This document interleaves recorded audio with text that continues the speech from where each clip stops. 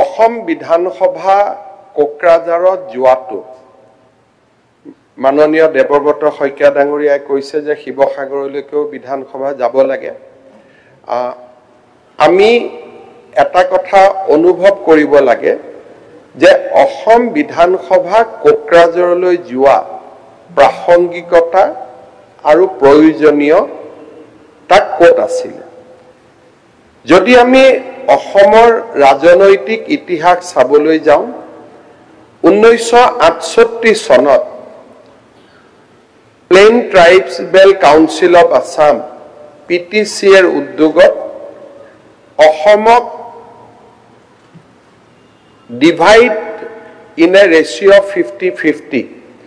50-50 অসমক ডিভাইড কৰিব লাগে বুলি আন্দোলন আৰম্ভ হৈছিল।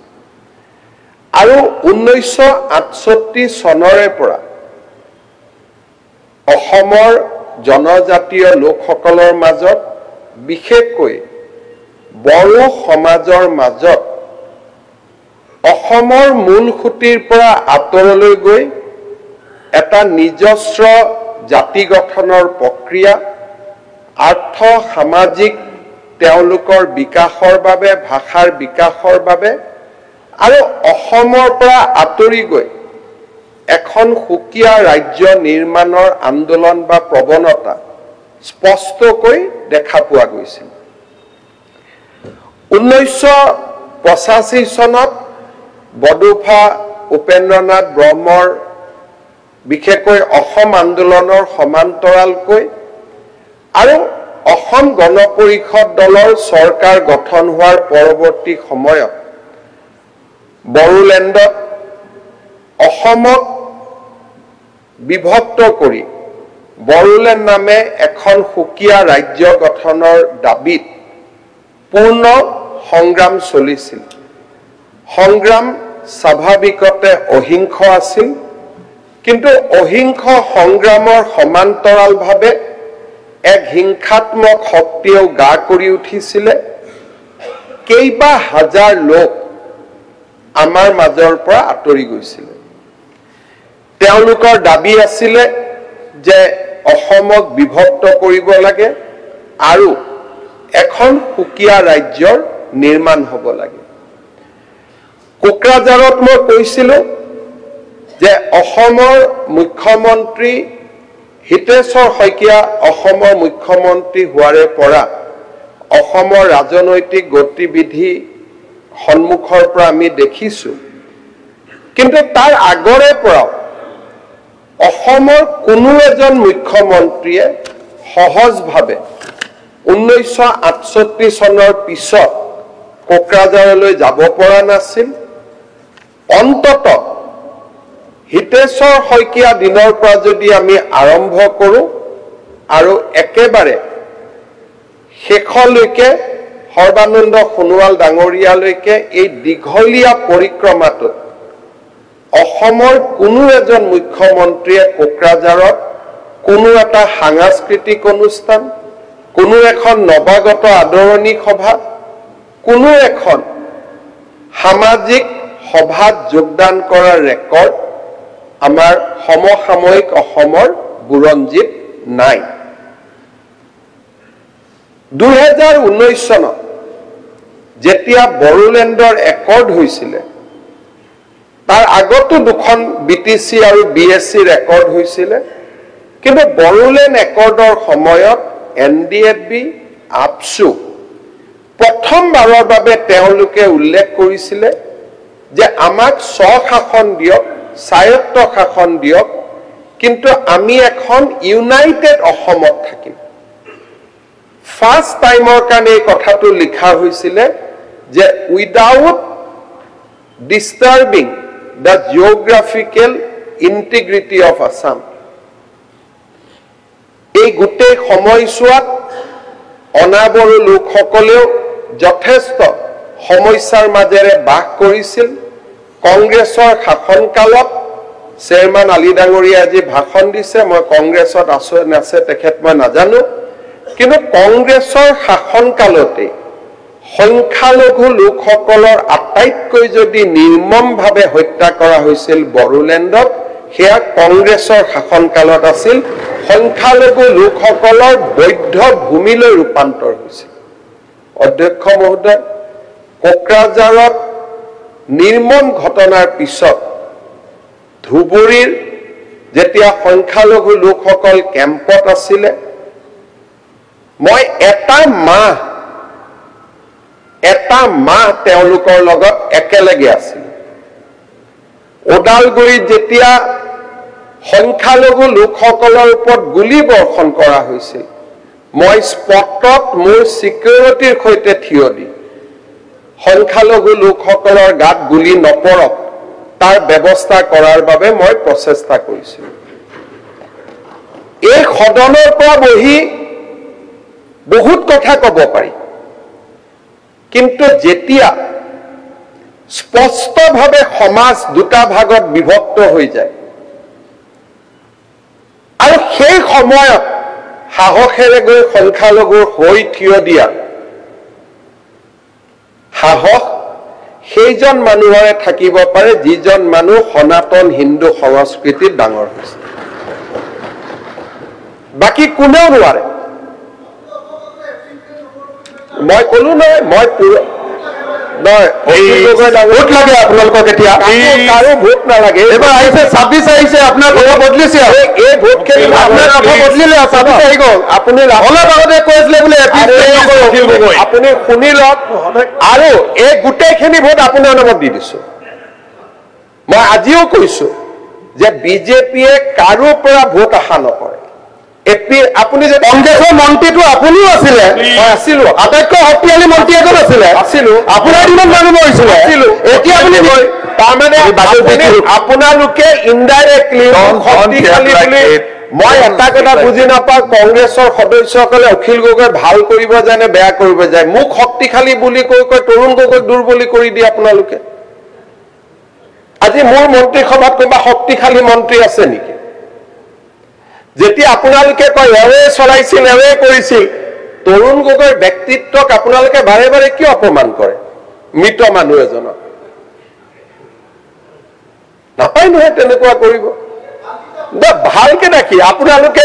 আপুনি এনেকে মই এইটো এটা প্ৰৱণতা দেখিছো যে মৃত্যুৰ পিছতো অখিল গগৈ তৰুণ গগৈ কিমান সমালোচনা কৰে এইবিলাক একেবাৰে আপুনি আকৌ পলিটিচাইজ নকৰিব আপুনি একদম উল্টা কথা আচ্ছা আপুনি এটা কওক এজন আজি যদি এই মন্ত্ৰীসভাত কয় ৰনোজ পেগু মুখ্যমন্ত্ৰীতকৈ শক্তিশালী তাৰমানে মোক অপমান কৰা হ'ল নে নাই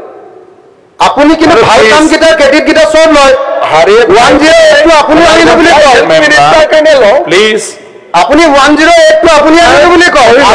আৰু কেন্দ্ৰীয় চৰকাৰৰ বস্তু আছিলে ৰিপ্লাইটো খুলি লওক এই কি আপোনাৰ ৰেকৰ্ড ৰিপ্লাইটো খুলি লওক এনএছএনটো আপোনাৰ আপোনাৰ লগত মই টু মেমে কৰিব খোজা নাই কিন্তু ৰেকৰ্ডত কৈছো 108 সম্পূৰ্ণ ষ্টেট গভৰ্ণমেণ্টৰ স্কিম আছিলে যেতিয়া আমি আনিছিলো ৰেকৰ্ডত কৈছো কালি মোৰ ওপৰত প্ৰিভিলেজ মোচন লৈ আহক যদি মই ভুল কৈছো গতিকে আপুনি যিখিনি আপোনাৰ মই দেখিছো যে বয়স যিমানে হৈ গৈছে আপুনি সৰু ল'ৰা টাইপ হৈ গৈছে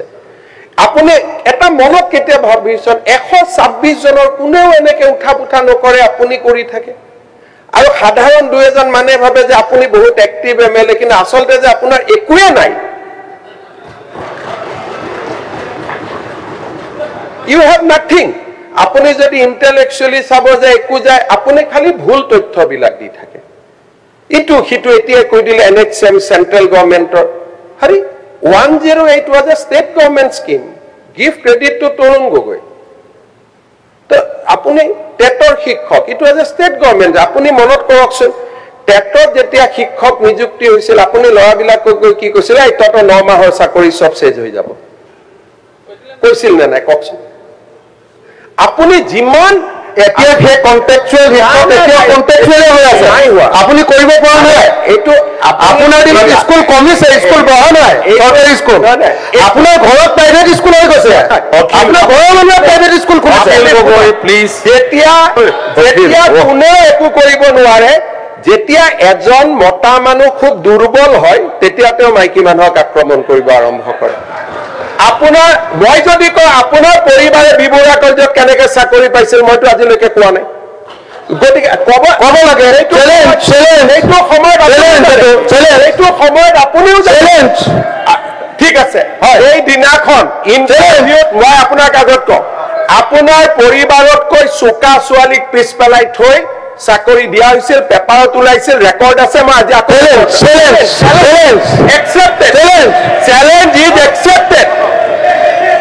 আন্দোলনকাৰী চেণ্ডেল পিন্ধা আন্দোলনকাৰী মানুহ এজনে যেতিয়া চানমাৰিত মাটি কিনে সেই প্ৰশ্নৰ উত্তৰ কোনে দিব বিপ্লৱ আপোনাৰ শ্ৰীমতীয়ে বেছি দৰমহা পায় কৈ আছো আপোনাতকে মোৰ শ্ৰীমতীয়ে বেছি দৰমহা পলিটিক্সৰ যিমান সময়টো অসমত হৈছে অসমত কোনো মানুহ হোৱা নাই আপুনি যিমানে মোক গালি পাৰিব শুনক অখিল গগৈ ডাঙৰীয়া এইটো ভগৱানে বিচাৰ কৰিব বিপ্লৱ শৰ্মা কমিটিত মোৰ নাম নাই আপোনাৰ নাম আছে মাননীয় অধ্যক্ষ মহোদয় মই লিষ্টখন আপুনি এপিএছচিৰ লিষ্টখন আপুনি দিয়ে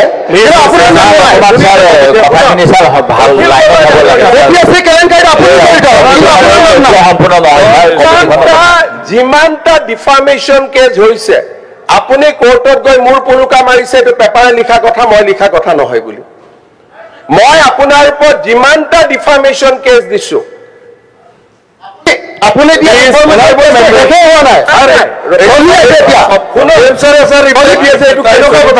মাননীয় অধ্যক্ষ মহোদয় এক মিনিট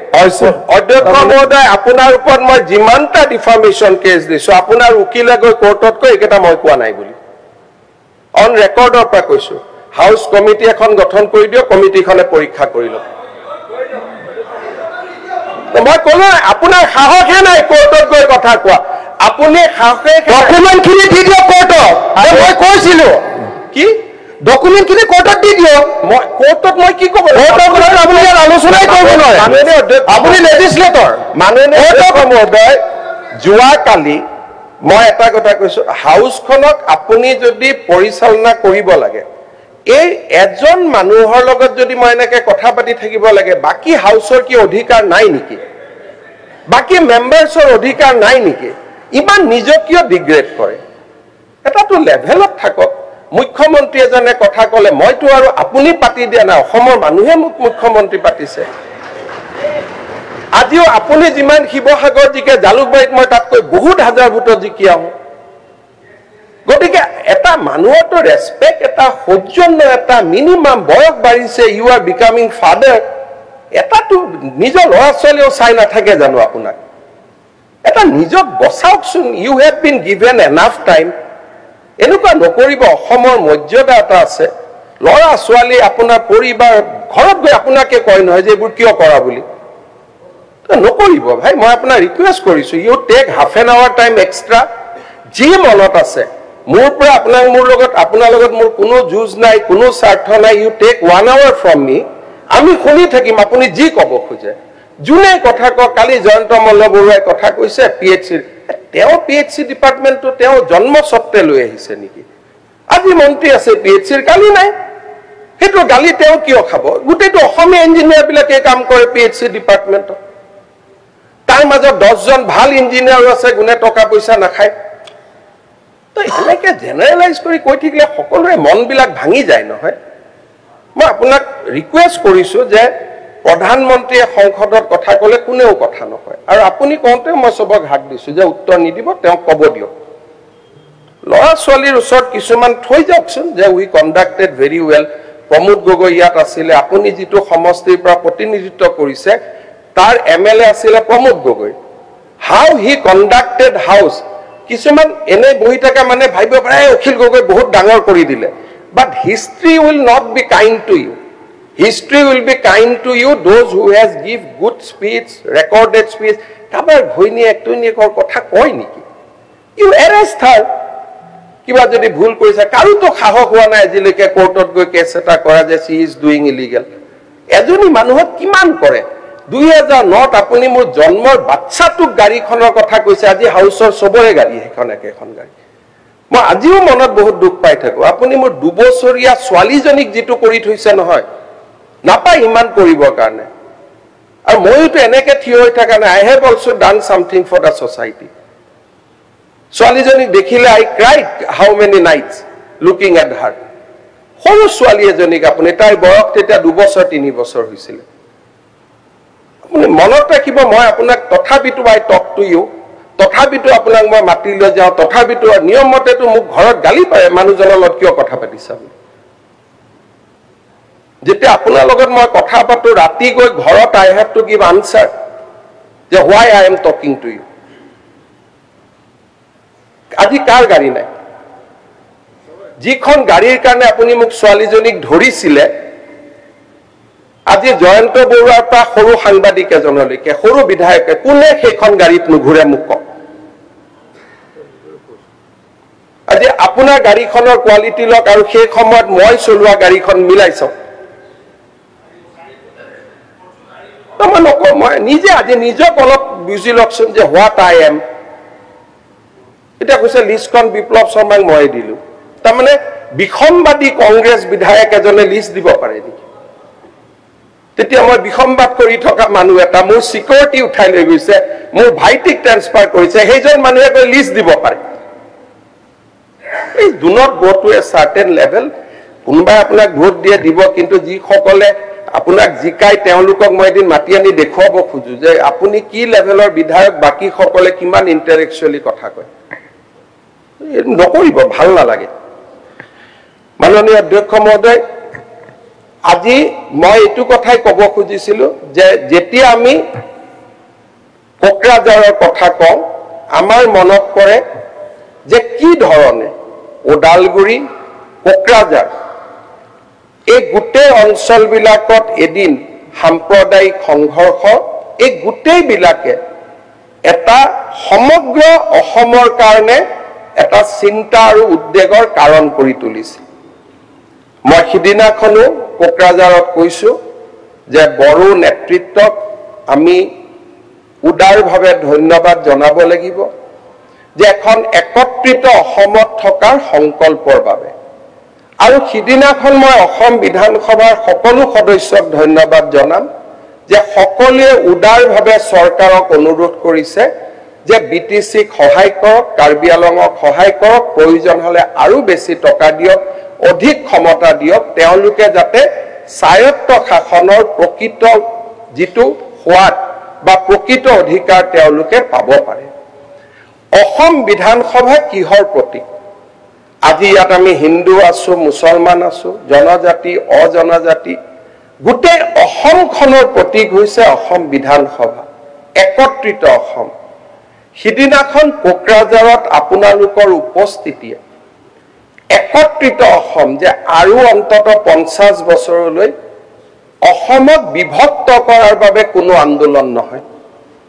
কোনেও আৰু নকয় যে মোৰ অসমখনক ভাঙি দুটুকুৰা কৰক মোক অধিকাৰ দিয়ক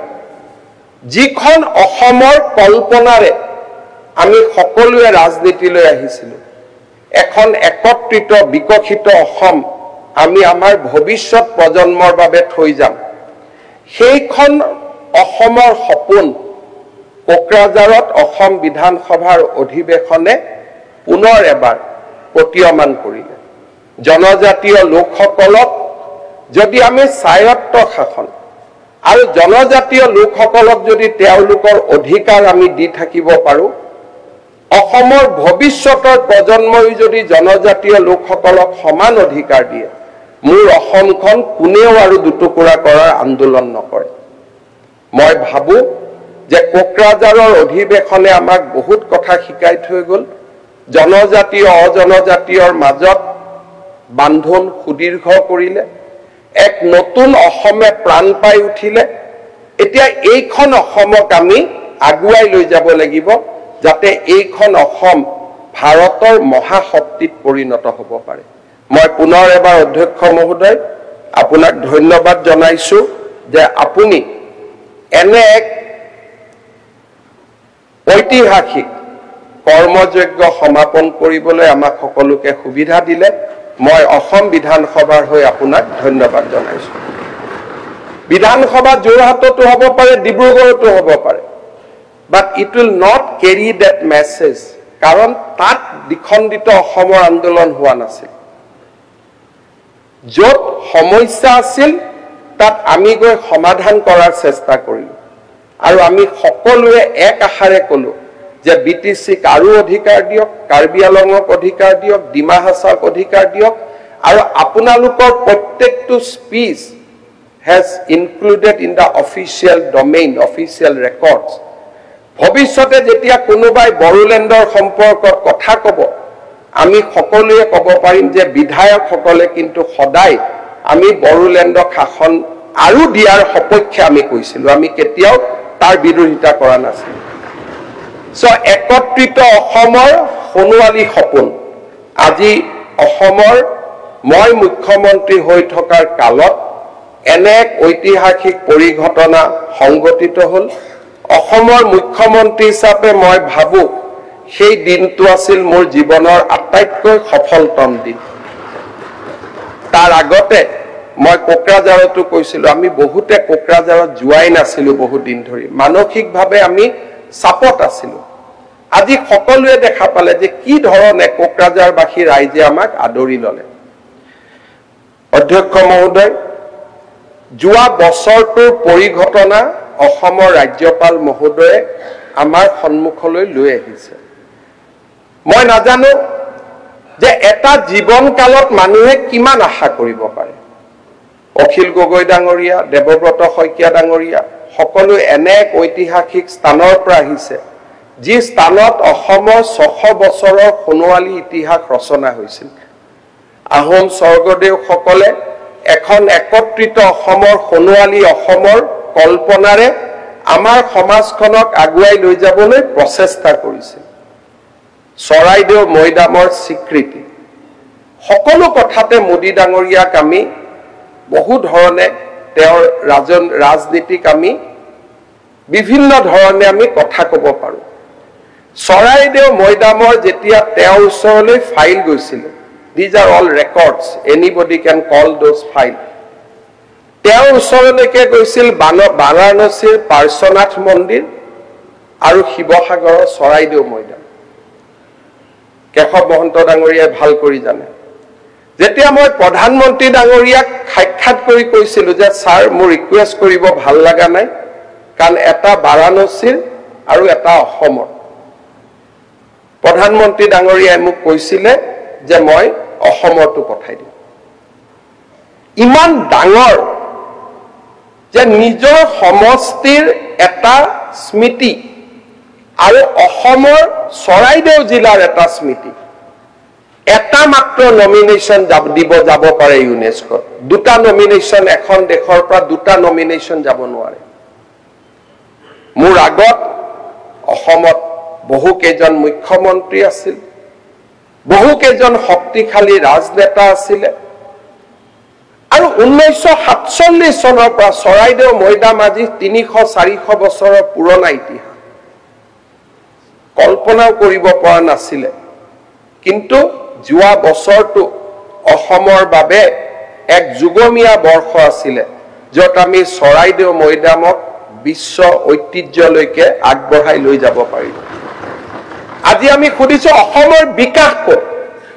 মই নাজানো বিকাশৰ পৰিভাষা কি যদি বিকাশৰ পৰিভাষা চৰাইদেউ মৈদাম নহয় তেলে আন কি পৰিভাষাক আমি যদি বিকাশৰ পৰিভাষা লাচিত নহয় আন কোন পৰিভাষাৰ কথা আমি ক'ব বিচাৰো আজি চৰাইদেউ মৈদামৰ স্বীকৃতি আমাৰ জাতি সত্তালৈ এক ভাবিব নোৱাৰা কৃতিত্ব কঢ়িয়াই আনিলে তাৰ ইমিডিয়েট ৰিজাল্ট কি নিউয়ৰ্ক টাইমছৰ দৰে বাতৰি কাকতে অসম বিধানসভাত ডিমত থাকিব পাৰে কিন্তু নিউয়ৰ্ক টাইমছৰ দৰে বাতৰি কাকতে কৈছে যে এইবাৰ পৃথিৱীত 52খন জায়গা যদি যাব খোজে তাৰ চতুৰ্থখন জায়গাই হৈছে অসম কেতিয়াবা আমি ৰাজনীতিৰ চশমা পিন্ধি থাকো আমি দেখা নাপাওঁ কিন্তু আজি চৰাইদেউ মৈদামৰ ঐতিহাসিক স্বীকৃতি আমাৰ সকলোলৈ অসম মাতৃলৈ এক অভিনৱ কৃতিত্ব কঢ়িয়াই আনিলে অসমৰ ৰাজ্যপাল মহোদয়ে তেওঁৰ ভাষণত এই বিষয়ে উল্লেখ কৰিছে আমি তেখেতক ধন্যবাদ দিছো অধ্যক্ষ মহোদয় আমাৰ অসমৰ ইতিহাস এক জৰ্জৰিত ইতিহাস আজি সন্মানীয় বিধায়ক অখিল গগৈ ডাঙৰীয়াই পাৰ কেপিটা ইনকামৰ কথা কৈছে তেখেতে কংগ্ৰেছক সমালোচনা কৰিছে মোৰ একো আপত্তি নাই কাৰণ ৩টা বছৰে ৭২টা বছৰৰ ইতিহাস মুছিব নোৱাৰে মই ৭৫ বছৰৰ মুখ্যমন্ত্ৰী নহয় মই ৩ বছৰৰ মুখ্যমন্ত্ৰী আজি যদি পাৰ কেপিটাত অসম পিছ পৰি আছে আমি কংগ্ৰেছ দলক সুধিম যে আপোনালোকে আমাক কিয় পিছ পেলাই থৈ গ'ল স্বাধীনতাৰ আৰম্ভণিতে যিখন ৰাজ্য ভাৰতবৰ্ষতকৈও আগত আছিল সেই ৰাজ্যখনৰ ওপৰত বাৰে বাৰে অসমীয়াৰ ওপৰত আক্ৰমণ কোনে চলাল ক্ষত বিক্ষত কোনে কৰিল সেই ক্ষত বিক্ষত কৰাৰ আজি মলম কোনে দিব এখনে অসম অসমীয়া ভাষা বঙালীৰ পৰা জন্ম হৈছে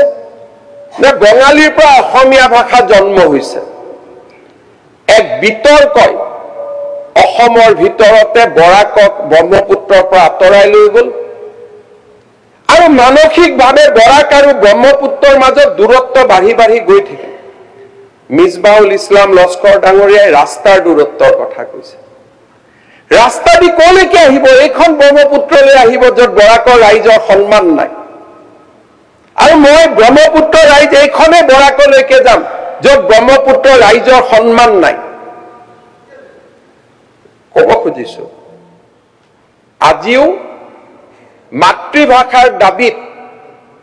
বৰাক উপত্যকাত হৈ যোৱা প্ৰতিটো আন্দোলনে অসমৰ ৰাজ্য ভাষাৰ দাবীৰ প্ৰতিটো আন্দোলনে বৰাক আৰু ব্ৰহ্মপুত্ৰৰ মাজত একেবাৰে সম্পৰ্কৰ তাঁৰডাল ভাঙি পেলাইছিলে ছিঙি পেলাইছিলে আজিও সেই তাঁৰডাল আমি লাহে লাহে জোৰা লগাব চেষ্টা কৰিছো প্ৰধানমন্ত্ৰী নৰেন্দ্ৰ মোদী ডাঙৰীয়াই সিদ্ধান্ত ল'লে যে অসমীয়া ভাষাও 1500 বছৰৰ পুৰণি আৰু বঙালী ভাষাও 1500 বছৰৰ পুৰণি অসমীয়াৰ পৰা বঙালী হৈছে বঙালীৰ পৰা অসমীয়া হৈছে that debate is over এই ডিবেট বিলাক যদি নাথাকিলেহেঁতেন পাৰ কেপিটাত আমি বহুত আগত থাকিলোহেঁতেন পাৰ কেপিটা মানে ইনকাম টেক্সৰ হিচাপ নহয় তাৰো মই ফিলচফি কম আজি বৰাক আৰু ব্ৰহ্মপুত্ৰৰ মাজত প্ৰথমবাৰৰ বাবে এনে এক সম্পৰ্ক স্থাপন হল মই জীৱনকালত মই কেতিয়াও ভাবা নাছিলো যে কাছাৰৰ জিলা উপায়ুক্তৰ কাৰ্যালয়ত লাচিত বৰফুকনৰ প্ৰতিমূৰ্তি নিৰ্মাণ হ'ব পাৰে ৭৫ বছৰে হোৱা নাছিল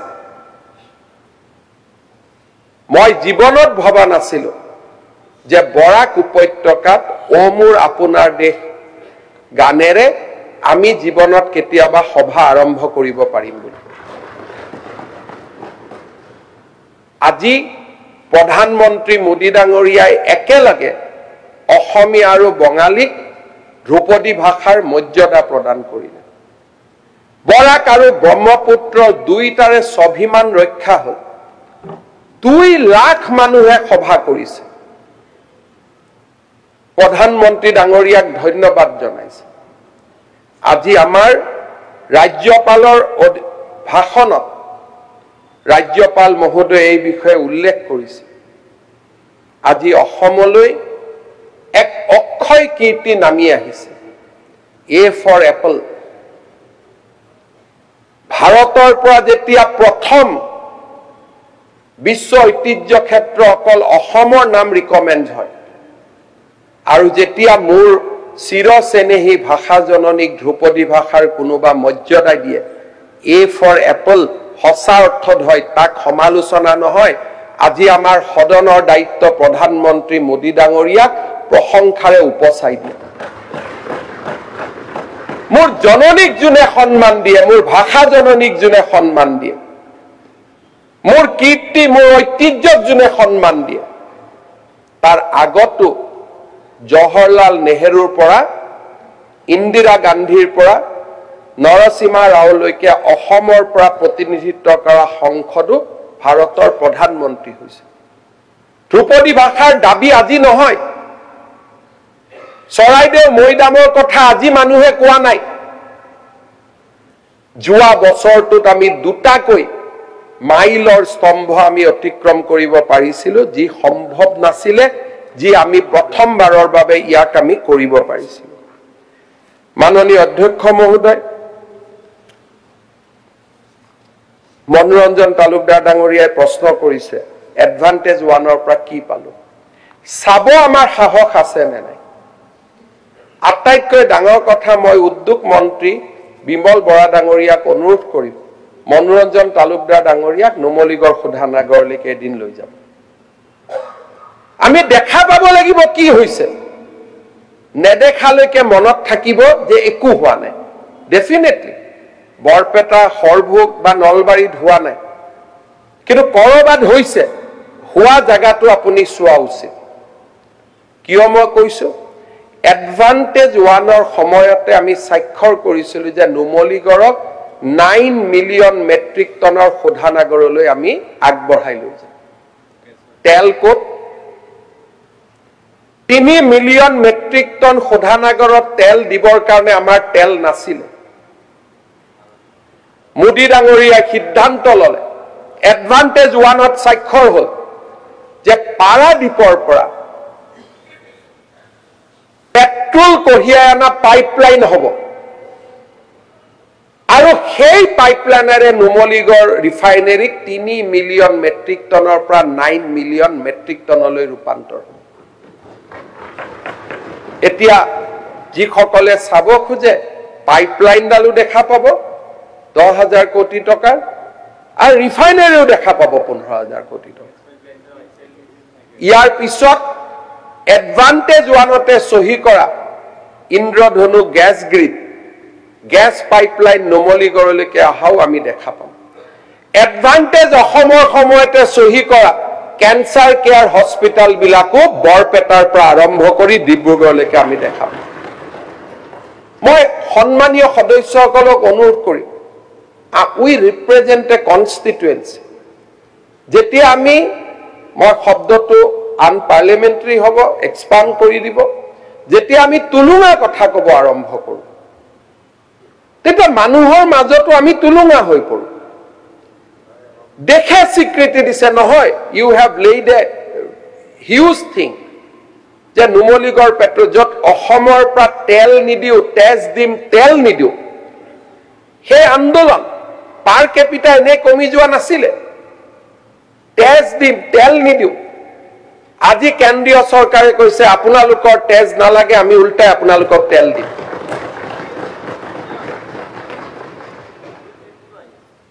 এডভান্টেজ ওৱানে আমাক এটা পটভূমি ৰচনা কৰি দিলে। Gas grid, refinery, cancer care hospital, fourth pipeline, তেল পাইপলাইন। গতিকে আজিৰ পৰা অন্তত সদনত কোনেও নকলে মই ভাল পাম যে এডভান্টেজ ওৱানৰ পৰা আমি কি পালো। These are solid things we have got. Numaligarh refinery, gas pipeline, petrol, crude pipelines, cancer care hospitals. গতিকে সদনত যদি কাৰোবাৰ মনত সন্দেহ আছিলে যে আমি একো পোৱা নাছিলো, আজিৰ পৰা অসমৰ মুখ্যমন্ত্ৰীৰ দায়িত্বশীল চকীখনৰ পৰা মই আপোনালোকক লিষ্ট কৰিছো, these are the 4 major achievements we have.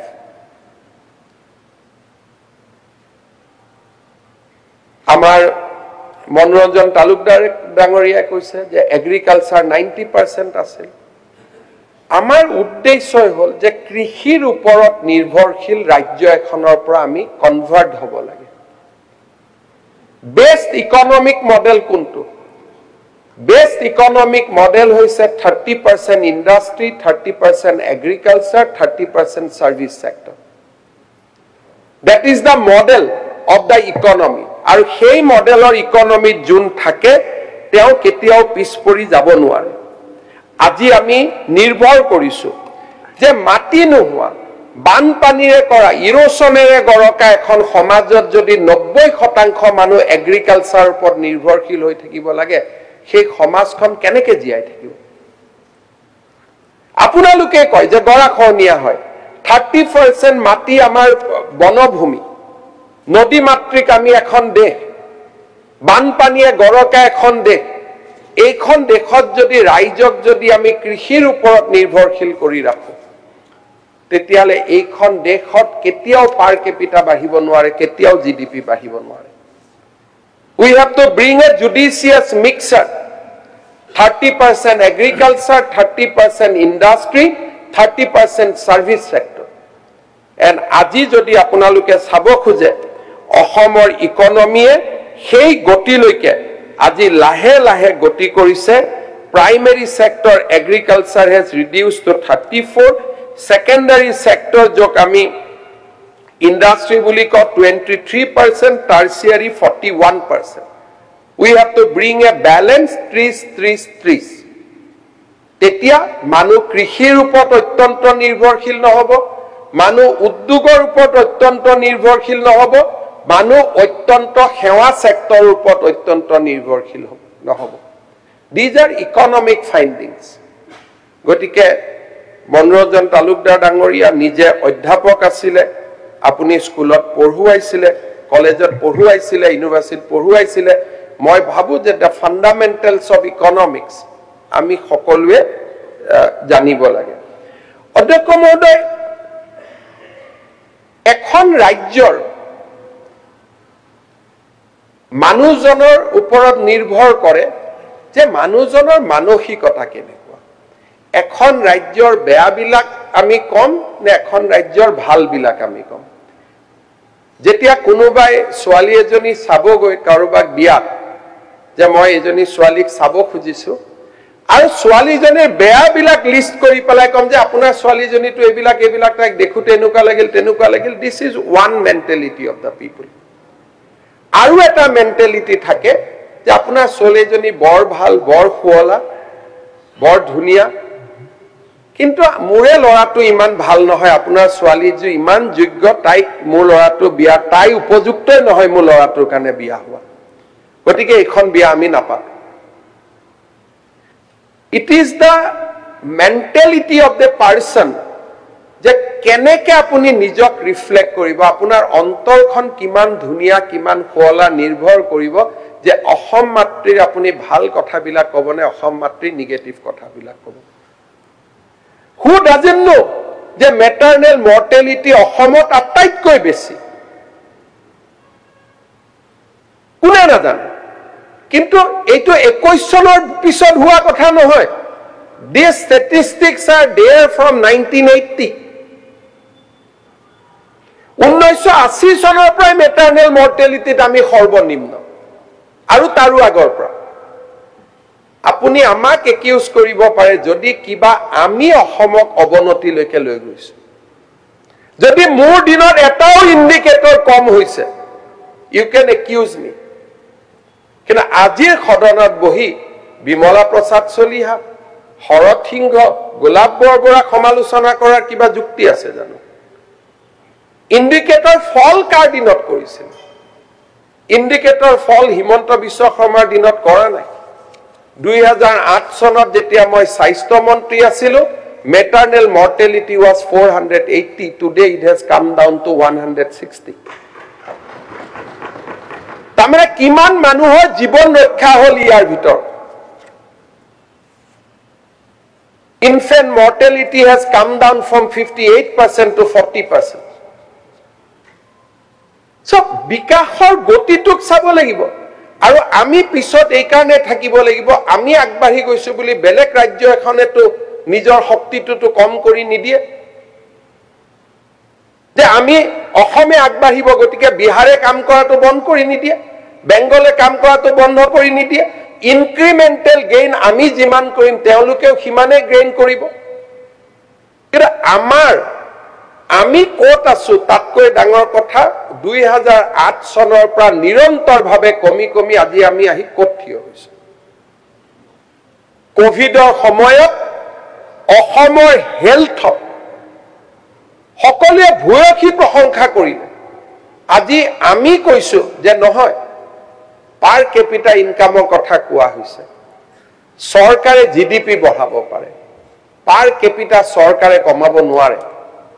পাৰ কেপিটা চৰকাৰে বঢ়াব নোৱাৰে সেইবাবে মই বাৰে বাৰে কৈ থাকো জনসংখ্যা কমাব এখন ঘৰত যদি 9টা ল'ৰা জন্ম হয় পাৰ কেপিটা কমি গৈয়ে থাকে সেইকাৰণে মই কওঁ চাইল্ড মেৰেজ হ'ব নালাগে per capita is not a economic indicator this is a indicator of both social and economic যদি উপাৰ্জন বাঢ়ে লগত বাচ্চাও বাঢ়ে পাৰ কেপিটা কমি থাকিব যদি উপাৰ্জনো বাঢ়িব লাগিব বাচ্চাও কমিব লাগিব তেতিয়া পাৰ কেপিটা বাঢ়িব মই ভাবো যে শিশু চাইল্ড মেৰেজৰ এগেইনষ্টত যোৱা 3টা বছৰ যি আমি পদক্ষেপ লৈছো আফটাৰ 10 ইয়াৰ্স খুসাংক এবছৰত নবদলে শক্তিশালী অসমৰ আজি আমি ভেটি নিৰ্মাণ কৰিছো আজি আমি মুখ্যমন্ত্ৰীৰ উদ্যমিতা দিছো কৈছো 3টাতকৈ বেছি বাচ্চা হলে আমি নিদিও কিয় মই মানুহৰ ওচৰত এটা মেছেজ দিব কৈছো যে পপুলেশন কন্ট্ৰোল কৰ কোনো ভোটৰ কাৰণে কাৰো ভাল কথা কোৱাৰ স্বভাৱে মোৰ নাই মই লগে লগে কৈছো যে অসমৰ মুছলমান বিশেষকৈ ইমিগ্ৰেন্টস যিখিনি সংখ্যালঘু লোক তেওঁলোকে জনসাধাৰণৰ নিয়ন্ত্ৰণ কৰিবই লাগিব যদি অসমৰ খনুৱালী ভৱিষ্যত তেওঁলোকে বিচাৰে যদি পপুলেশন নকমে পাৰ কেপিটা কমিব নোৱাৰে বাঢ়িব নোৱাৰে পপুলেশন কমিব লাগিব দিস ইজ এ ইণ্ডিকেটৰ পাৰ কেপিটা মানে কি জনমুৰি গতিকে জনটো যদি বাঢ়ি বাঢ়ি গৈ থাকে মুৰিটোতো কমি কমি গৈ থাকিব গতিকে এই কথাবিলাক সদনত কেতিয়াবা যদি আলোচনা হয় যথেষ্ট ভাল কথা তেতিয়া সদনৰ সদস্যসকলেও বুজিব যে মই কিয় পপুলেশন কন্ট্ৰোলৰ কথা কৈ থাকো ইয়াত ভোটৰ কথা নাই ইয়াত মোৰ ভৱিষ্যত খনুৱালী অসম এখনৰ স্বপ্ন লুকাই আছে যোনে বুজি নাপায় পাৰ কেপিটা কমি গল পাৰ কেপিটা বাঢ়ি গল আমাৰ বিজেপিৰ দিনত একো কমা নাই নাথিং হেজ কাম ডাউন যদি কেতিয়াবা বিচাৰে মই লিষ্ট কৰি দিম সৰু এটা উদাহৰণ দিছো হিউম্যান ক্যাপিটাল সাস্টেইনেবল যেতিয়া আমাৰ ডেভেলপমেন্ট গোল আছিল তেতিয়া অসমৰ ৰ্যাঙ্ক আছিল 2018 চনত 28 নম্বৰ আজি আপুনি কৈছে আপুনি এবাৰো নকলে যে হিমন্ত বিশ্ব শৰ্মাৰ দিনত it has come up to 23rd 3 বছৰত 5খন ৰাজ্যক বিট কৰা from a achiever state we become front ranking state প্ৰতিটো পল প্ৰতিটো খন যোৱা 3.5টা বছৰত আমি অসমৰ কাৰণে কাম কৰিছো আজি কৈছে ৰাজহুৱা শিক্ষানুষ্ঠান কমি গৈছে কোনোবাক মই ৰনোজ পেগু ডাঙৰীয়াক অনুৰোধ কৰিম মই শিক্ষামন্ত্ৰী হোৱাৰ আগত ৰাজহুৱা শিক্ষানুষ্ঠান কিমান আছিল আৰু আজি কিমান আছিল 2009-10 for all the time আপোনালোকে মনত ক্লিয়াৰ কৰিল হিমন্ত বিশ্ব শৰ্মা শিক্ষামন্ত্ৰী হোৱাৰ আগত অসমত গভৰ্নমেন্ট ইনষ্টিটিউট আছিল 38,000 today government institute is 44,000 it has increased these are hard statistics 2009 চনত আজি মুখ দিয়া যেটো প্ৰশ্ন উত্তৰ আপুনি এবাৰ চাইললে ভাল পাম মই কলো না মই যিখিনি কৈ আছো I am liable to privilege motion Ranoj Pegu ডাঙৰীয়াক মই কৈছো যে উত্তৰ বিলাক কাৰণ তেখেতে বিজেপি তুলনা কৰি আছে 2009 মই শিক্ষামন্ত্ৰী হোৱাৰ সময় কথাটো মইহে ক'ব পাৰিম তেওঁক আপুনি প্ৰশ্ন কৰিছে বিজেপি চৰকাৰত হয় যেতিয়া একেটা কেম্পাছতে দুখন স্কুল থাকিব তাক এমালগেমেট কৰি দিয়াটো বেয়া কথা নেকি We do not need that much of school. মই মানৱীয়তাৰ খাতিৰত বাৰে বাৰে মোৰ এছেম্বলিত স্পিচ চাব 2011 চনত মই ইয়াত স্পিচ দিছো 12ত স্পিচ দিছো 13ত স্পিচ দিছো যে আমাক স্কুল নালাগে আমি 28000 revenue village we need 28,000 good school number আমাক নালাগে we don't need numbers we need good school আজি আপোনালোকে নিজেও জানে আপোনালোকৰ সমষ্টিত ৰেভিনিউ ভিলেজ কেইখন আছে 28000 ৰেভিনিউ ভিলেজ আছে 3000 ফৰেষ্ট ভিলেজ আছে so you should have 32000 good school আজিও আপোনাৰ হাতত স্কুল আছে 39000 তাৰ ফলত কি হৈছে আমাৰ ৰেভিনিউ নাই আমি টকা আনিব নোৱাৰো শিক্ষক নিযুক্তি কৰিব নোৱাৰো কৈছে শিক্ষক নাই ভেৰি কথা শিক্ষক নাই 1 লাখ শিক্ষক মই আজিয়ে চাকৰি দিদু টকাটো দৰমহাটো কৰপা দিম where from money will come so consolidation যিসকল ইয়াত ইকনমিক্সৰ ষ্টুডেন্ট আছে তেওঁলোকে জানিব পাব্লিক এডমিনিষ্ট্ৰেশ্যনৰ ডাঙৰ গুণটো হল কনসলিডেট ইউৰ গেইন কনসলিডেশ্যন চাৰিখন যদি স্কুল একেলগে আছে club it to one school গভৰ্ণমেণ্টৰ যদি assistant director deputy director joint director চাৰিটা অফিচ একেলগে আছে club it in one office and release the additional lands for some productive purposes that is called consolidation মই ৰনোজ মেগু ডাঙৰীয়াক অনুৰোধ কৰিম ব্যক্তিগত হ'ব কিন্তু ব্যক্তিগত হলে মই অনুৰোধ কৰিম যে হিমন্ত বিশ্ব শৰ্মা শিক্ষামন্ত্ৰী হোৱাৰ আগতে কিমানখন অসমত কলেজ আৰু স্কুল আছিল আৰু আজি কিমান কলেজ আৰু স্কুল হৈছে আপুনি অখিল গগৈ ডাঙৰীয়াক পত্ৰ এখন লিখি অফিচিয়েল ৰেকৰ্ডৰ পৰা জনাই দিব so that this debate also come to a close আৰু এইবাৰ যেতিয়া প্ৰাদেশিকৰণ হ'ব suddenly আৰু নাম্বাৰ অফ স্কুল বাঢ়ি যাব বাঢ়ি গলে আমি এমালগেমেট কৰি পেলাই শেষ কৰিব নালাগিব জানো কিন্তু এবাৰৰ কাৰণেও আমি কোনোবাই কৈছো জানো মনত এবাৰৰ কাৰণেও যে হয় সব বন্ধ হৈছে কিন্তু ৰনোজ পেগু এটা ভাল কাম কৰিছে অন্তত চাহ বাগিচাত 200খন হাই স্কুল পাতিছে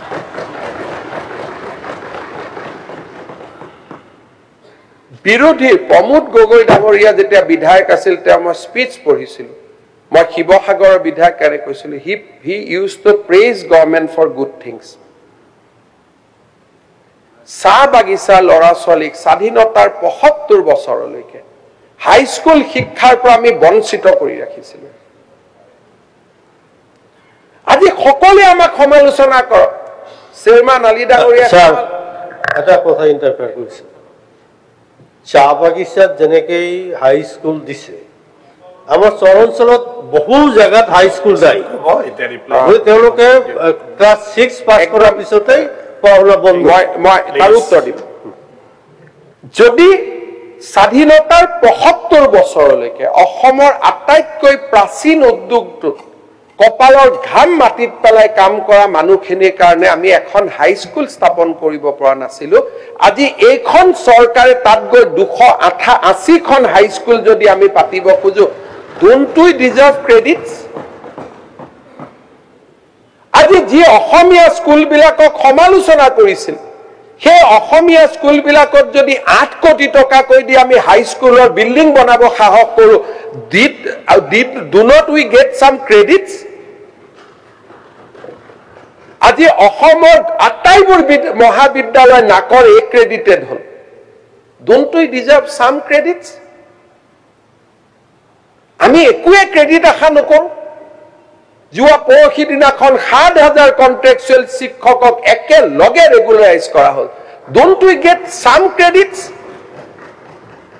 আজি টেটৰ শিক্ষকসকলক যাক কৈছিল তোমালোক 11 মাহৰ ল'ৰা ছোৱালী যাক অপমান কৰা হৈছিল তেওঁলোকে আজি বনাফাইডি গভৰ্ণমেণ্ট চাকৰি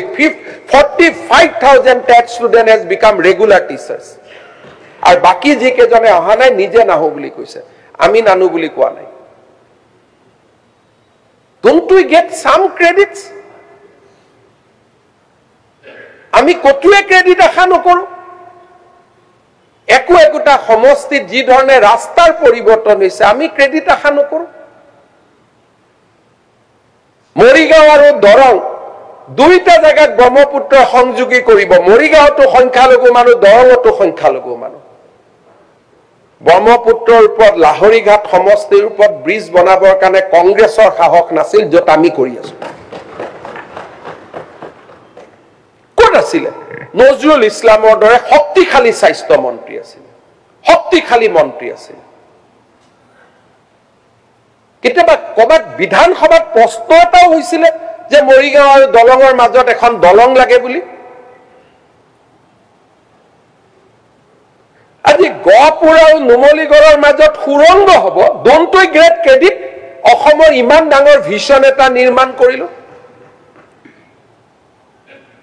আজি ধুবুৰী আৰু ফুলবাৰীৰ মাজত ব্ৰহ্মপুত্ৰৰ দলং নিৰ্মাণ হৈছে দিনে ৰাতিয়ে নৰেন্দ্ৰ মোদীয়ে ক্ৰেডিট অলপো নাপাব কি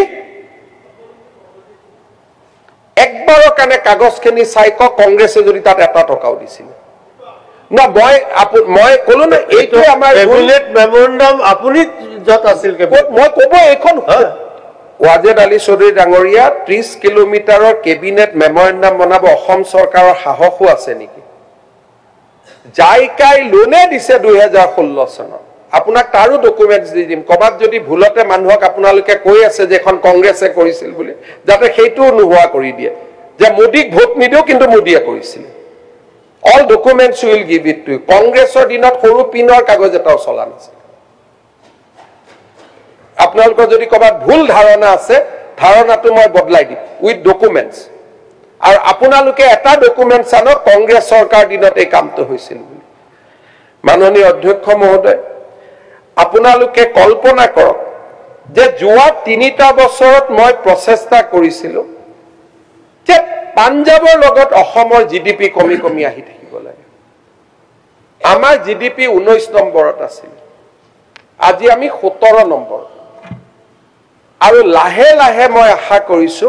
যে অহা 3-4 বছৰৰ ভিতৰত মোৰ যেটো projection by 2029 will be over Punjab GDP because GDP লগত পপুলেশনৰ কথা নাই আজি এডভান্টেজ টু মানুহৰ মাজত যি এক পৰিবেশ কি হ'ব এডভান্টেজ টু কৰি মানুহক আলফা নকৰিব মানুহক আশা দিব লাগে যুৱ সমাজক যে নহয় আমি তোমালোকৰ ভৱিষ্যত সুৰক্ষিত কৰি আছো you are also part of the state if not government আমি লৰা ছোৱালী কৰিব ক'ব লাগে যে উই আৰ সিকিউৰিং ইউৰ ফিউচাৰ আমি কাম কৰি আছো আমি সকলোৱে মিলি তোমালোকৰ কাৰণে কাম কৰিছো অসমখন সুৰক্ষিত হ'ব আজি মনোৰঞ্জন তালুকদাৰ ডাঙৰীয়া বয়োজ্যেষ্ঠ ব্যক্তি আই ৰেসপেক্ট হিম এই সেমিকন্ডাক্টৰ আহিলে কি হ'ব 1700 অসমীয়া ছোৱালী আজি কাম কৰি আছে বেংগলুৰুত ছোৱালী কেজনীৰ লগত যেতিয়া আপুনি কথা পাতিব মই ভাবো যে আপোনাৰ মনটো অনুশোচনাৰে ভৰি পৰিব 27,000 ল'ৰা ছোৱালীয়ে চাকৰি পাব আৰু আপুনি কৈছে এটো আনি কি হ'ব 15,000 direct job 12,000 indirect job or vice versa আৰু হেতুটো আৰম্ভণি this is a beginning মই সেমিকন্ডাক্টৰ আহিলে কি হ'ব বুলি কোৱাও নাই আপুনি ৰেকৰ্ডটো আপুনি মই কৈছো সেমিকন্ডাক্টৰ আহিছে ঠিকে আছে এটুকে আমি ঢোল বজাই আছো কিন্তু ঢোল নবজাম বজাও কিন্তু লগে লগে মই কৈছো কাছাৰ কাগজ কিয় বন্ধ নহয় কাছাৰ শুনক প্ৰথমতে 1 মিনিট মই হেতু কৈছো এমএমএস প্ৰথমতে আপোনালোকৰ প্ৰশ্ন আছিল জাগিৰোড আৰু কাছাৰ মই জাগিৰোডটো শেষ কৰি দিলো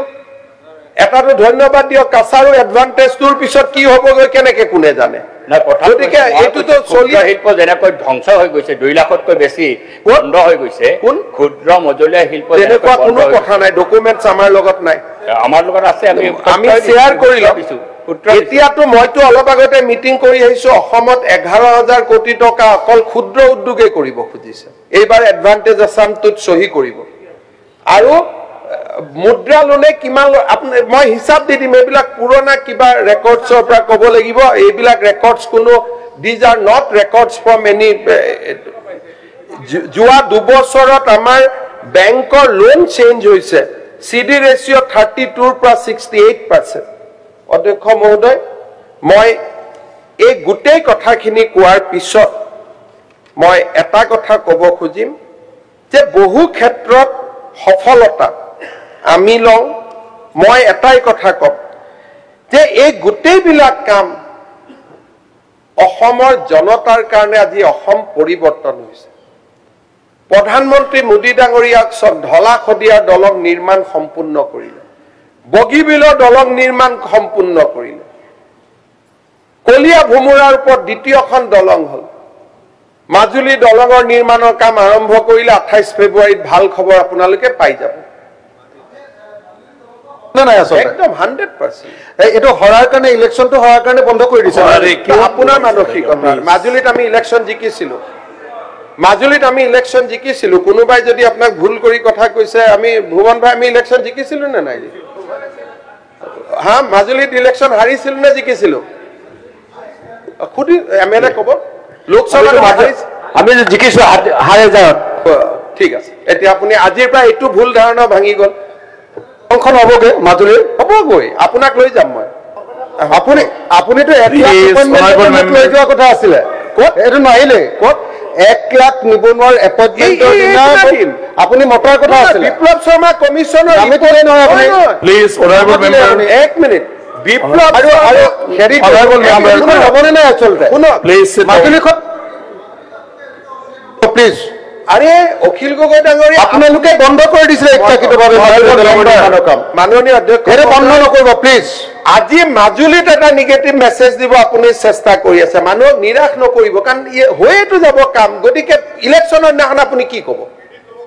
ক্ৰেডিট কি এনেকুৱা মানুহে কেনেকে ক্ৰেডিট পাব নিগেটিভিটি আছে বিলাহী তেখেতে কেনেকে ক্ৰেডিট পাব মানুহে পজিটিভ কামৰ কাৰণে অখিল গগৈ সঁচাকৈ কৰিলে অখিল গগৈ ক্ৰেডিট নিদিয়ে কাৰণ মানুহে জানে নিগেটিভে কৈ থাকে গতিকে এইটো এটা ষ্টাম্প হৈ যায় মানুহৰ এতিয়া কথাটো হ'ল যে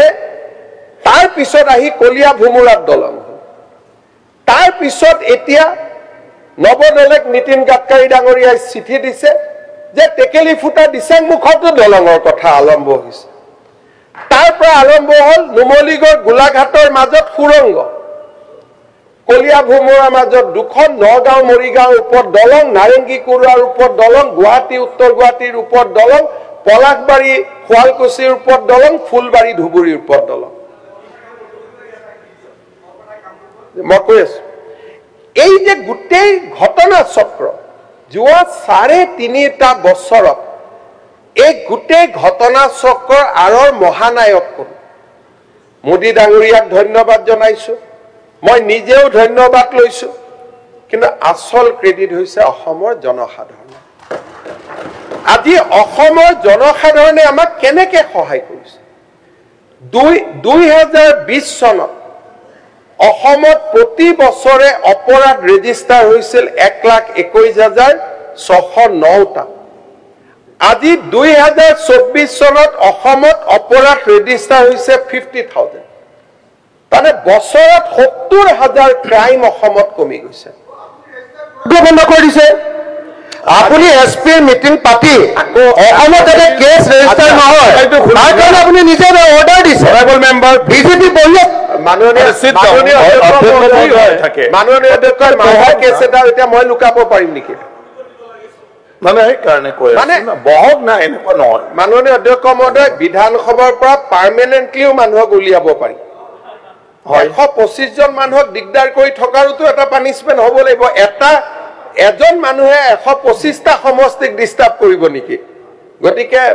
পাটৱাৰী ডাঙৰীয়াক মই অনুৰোধ কৰিম এই সমাজ যাব দিয়ক অহাবাৰ যদি তেওঁ ভুলতে জিকি আহে সেইটো পাৰ্মানেণ্টলি ডিজেবল কৰি দিব লাগে যি নহয় তাৰপিছত মাৰ্ডাৰ কেছ এতিয়া মই হোৱা মাৰ্ডাৰ কেছ লুকাব পাৰিম নেকি আজি আপুনি যদি চাই ইনভেষ্টিগেশ্যন ক্ৰাইম কনভিকশ্যন কোৰ্টকতো মই দাবী কৰিব নোৱাৰো 3.5% convictioner praji conviction has gone up to 23%. Aji taku kop je itu ami moye mana koi thoisu judiciary. Iyar pisot aji amar Ohomot ei gutei crime figure bilak komi joar pisot joa kali Australian High Commissioner advisory dise je 4খন জিলাৰ বাদে যত disturb area একটা আছে বাকি সকলোতে tourist যাব পাৰে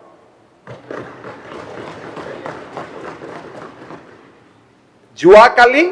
Australia সরকারে কইছে যে যত যত ডিস্টার্ব এরিয়া এক নাই 4খন জিলা তাক বাদ দি গুটে অসমত it is safe to travel এতিয়া কক অস্ট্রেলিয়াখনকো হিমন্ত বিশ্ব শৰ্মা ইলেকশনৰ আগত লৈ আহিছে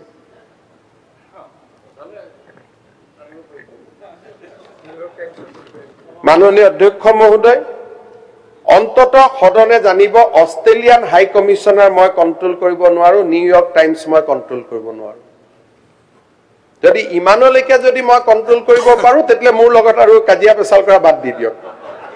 জাষ্ট ফলো মি। যদি মই ইমান কন্ট্ৰোল কৰিব পাৰো তেতিয়ালে মোক ফলো কৰক। অধ্যক্ষ মহোদয়, যোৱা বছৰটোত অহা বছৰটোত আমি কেইটামান নতুন কাম কৰিব গৈ আছো, মই সদনক জনাব খোজো। প্ৰথম কথাটো হ'ল যে এখন সমাজৰ মূল স্তম্ভটো হৈছে বৌদ্ধিক। যিখন সমাজত বৌদ্ধিক জ্ঞান আৰু চৰ্চা নাথাকে সেইখন সমাজ কেতিয়াও আগুৱাই যাব নোৱাৰে। অহা বছৰটোত মই সদনৰ পৰা সহযোগিতা বিচাৰিম যে আমি ইয়েৰ অফ দ্য বুক, কিতাপৰ বৰ্ষ আমি পালন কৰিম। হেমকোষ অভিধান, চন্দ্ৰকান্তৰ অভিধান এইবিলাক আমি প্ৰিণ্ট কৰিম, সমাজৰ মানুহক আমি বিতৰণ কৰিম, যাতে পুৰণা কিতাপ বুঢ়ী আইৰ সাধু চৰকাৰে কৰিব। চৰকাৰী কৰ্মচাৰীক আমি অতিৰিক্তকৈ দৰমহাৰ লগত টকা পইচা দিম যাতে কিতাপ কিনিব পাৰে, আৰু বুক ফেয়াৰ পাতিবৰ কাৰণে আমি সহযোগিতা কৰিম। We want to create a society based on intellectual activity, আৰু ইয়াৰ বুকৰ প্ৰতি মই আপোনালোকৰ সহযোগিতা বিচাৰিছো। দ্বিতীয়তে দেৱব্ৰত শইকীয়া ডাঙৰীয়াই ধান সৰিয়হ কিনাৰ কথা তেওঁ আমি টাৰ্গেট ৰিচ কৰিব পৰা নাই বুলি কৈছে। অসমত টাৰ্গেট কিমান আছে আমি কোনেও নাজানো, কিন্তু 600 টকাৰ পৰা 2300 টকা দিয়াৰ পিছত আমি যিমান ধান পাব লাগে ডেফিনেটলি আমি সিমান ধান পোৱা নাই, কিন্তু কৃষকসকলে কয় যে উই আৰ হেপি। যদি চৰকাৰক দিয়া নাই, প্ৰাইভেট মিলক দিছে, দামটো তেওঁলোকে এটা লেভেলত পাইছে। অসমৰ কৃষি অৰ্থনীতিৰ বিকাশ হৈছে। এইবাৰ আমি কি কৰিব খুজিছো যে ধান আৰু সৰিয়হত কেন্দ্ৰীয় চৰকাৰে দিয়া MSPৰ ওপৰতো ৰাজ্য চৰকাৰে আৰু অতিৰিক্তকৈ আমি কৃষকক টকা দিব খুজিছো। কিমান দিব পাৰিব বিত্তমন্ত্ৰী ডাঙৰীয়ানীয়ে হিচাপ কৰিব যে ধানত যদি কেন্দ্ৰীয় চৰকাৰে 2300 কোটি টকা দিছে, আমি লগত আৰু কিবা দিব পাৰো নেকি? সৰিয়হত যদি কেন্দ্ৰীয় চৰকাৰে 5500 টকা দিছে, আমি আৰু লগত এক্সট্ৰা আমি দিব পাৰো নেকি? আমি কৃষি অৰ্থনীতি সুদৃঢ় কৰিব খুজিছো। উই ৱান্ট টু গিভ মোৰ এণ্ড মোৰ মানি টু দ্য ফাৰ্মাৰ্ছ।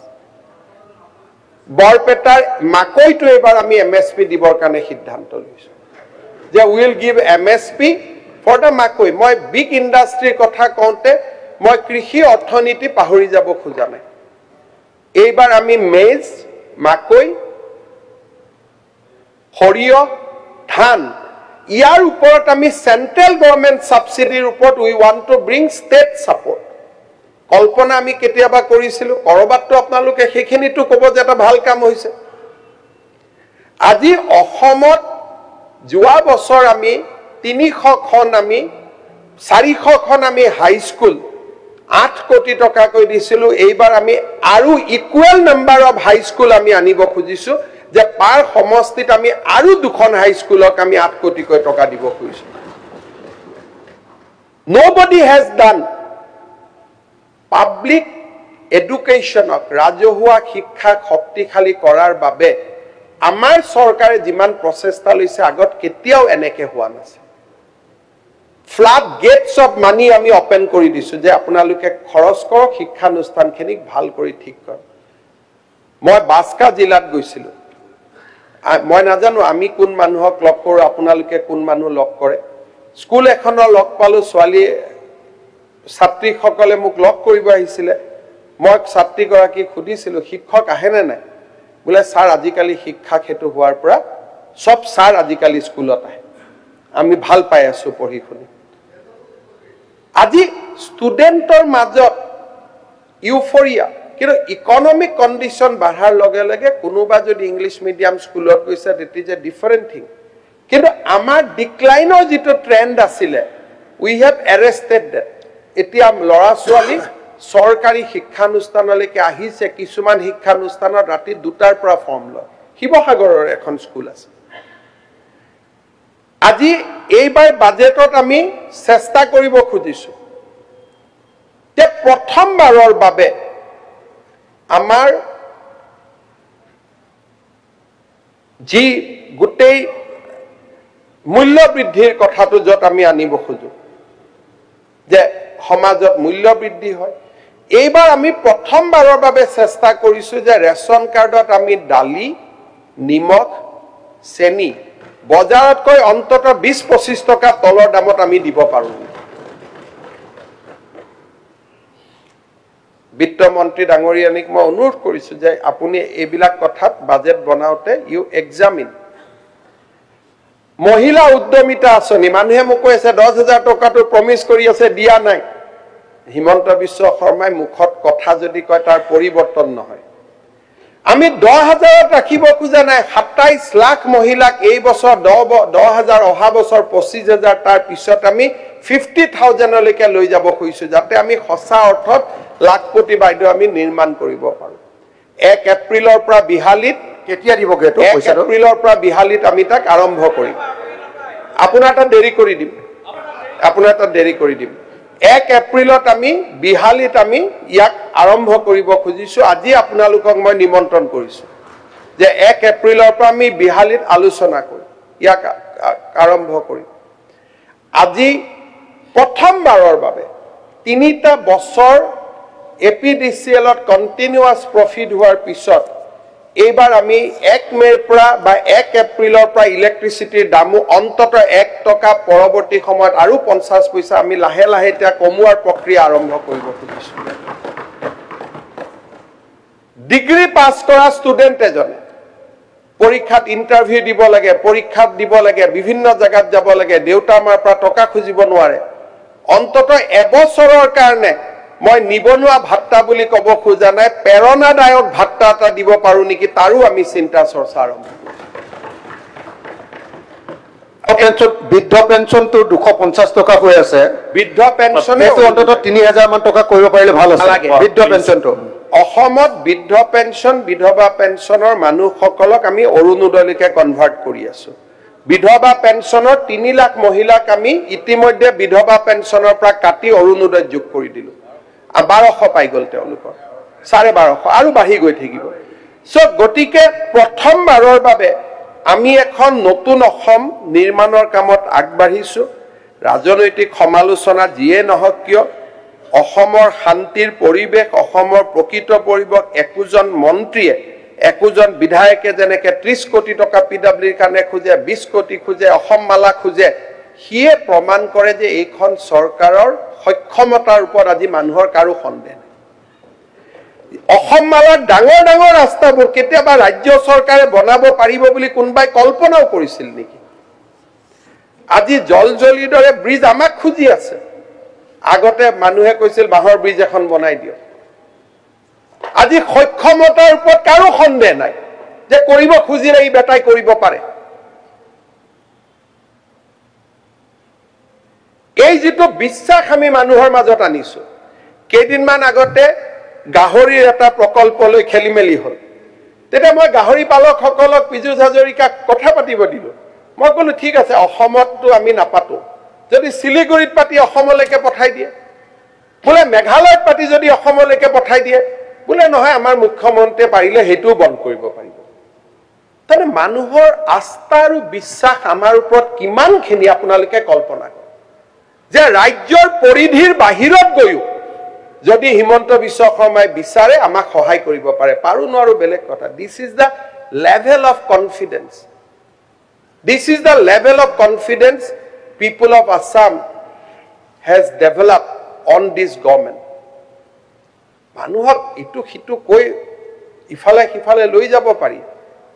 আজি কোনোবা চৰকাৰী কৰ্মচাৰীয়ে ঘৰ বনাব লোন পাব সুদ চৰকাৰে দিব দুৰ্ঘটনা হলে 1 কোটি টকা লৈকে পাব এই কথাবিলাক কোনে কল্পনা কৰিছে মাননীয় অধ্যক্ষ মহোদয় আপোনালোকে সমালোচনাৰ জৰিয়তেও যিখিনি প্ৰত্যাহ আমাক পৰামৰ্শ দিছে সেইখিনি আমি ডেফিনেটলি আমি গ্ৰহণ কৰিম আৰু পৰামৰ্শ যিখিনি সুপৰামৰ্শ প্ৰতিজনেৰে স্পিচত আমি যিখিনি সুপৰামৰ্শ আছে সেই সুপৰামৰ্শখিনি আমি গ্ৰহণ কৰি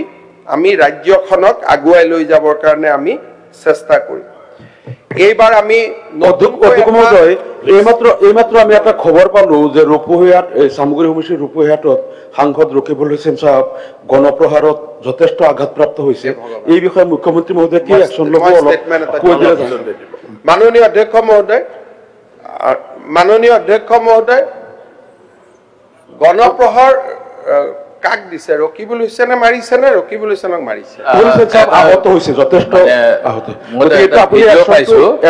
য'ত দেখাইছে যে আৰক্ষীৰ সকলোকো কিছু লোকে বাধা দিছে তেওঁৰ নিৰাপত্তাৰক্ষীক আৰু তেওঁৰ কিবা হৈছে মই এতিয়া চেক কৰিম মাননীয় অধ্যক্ষ মহোদয় আমি এটা নতুন আঁচনি এইবাৰ কৰিব খুজিছো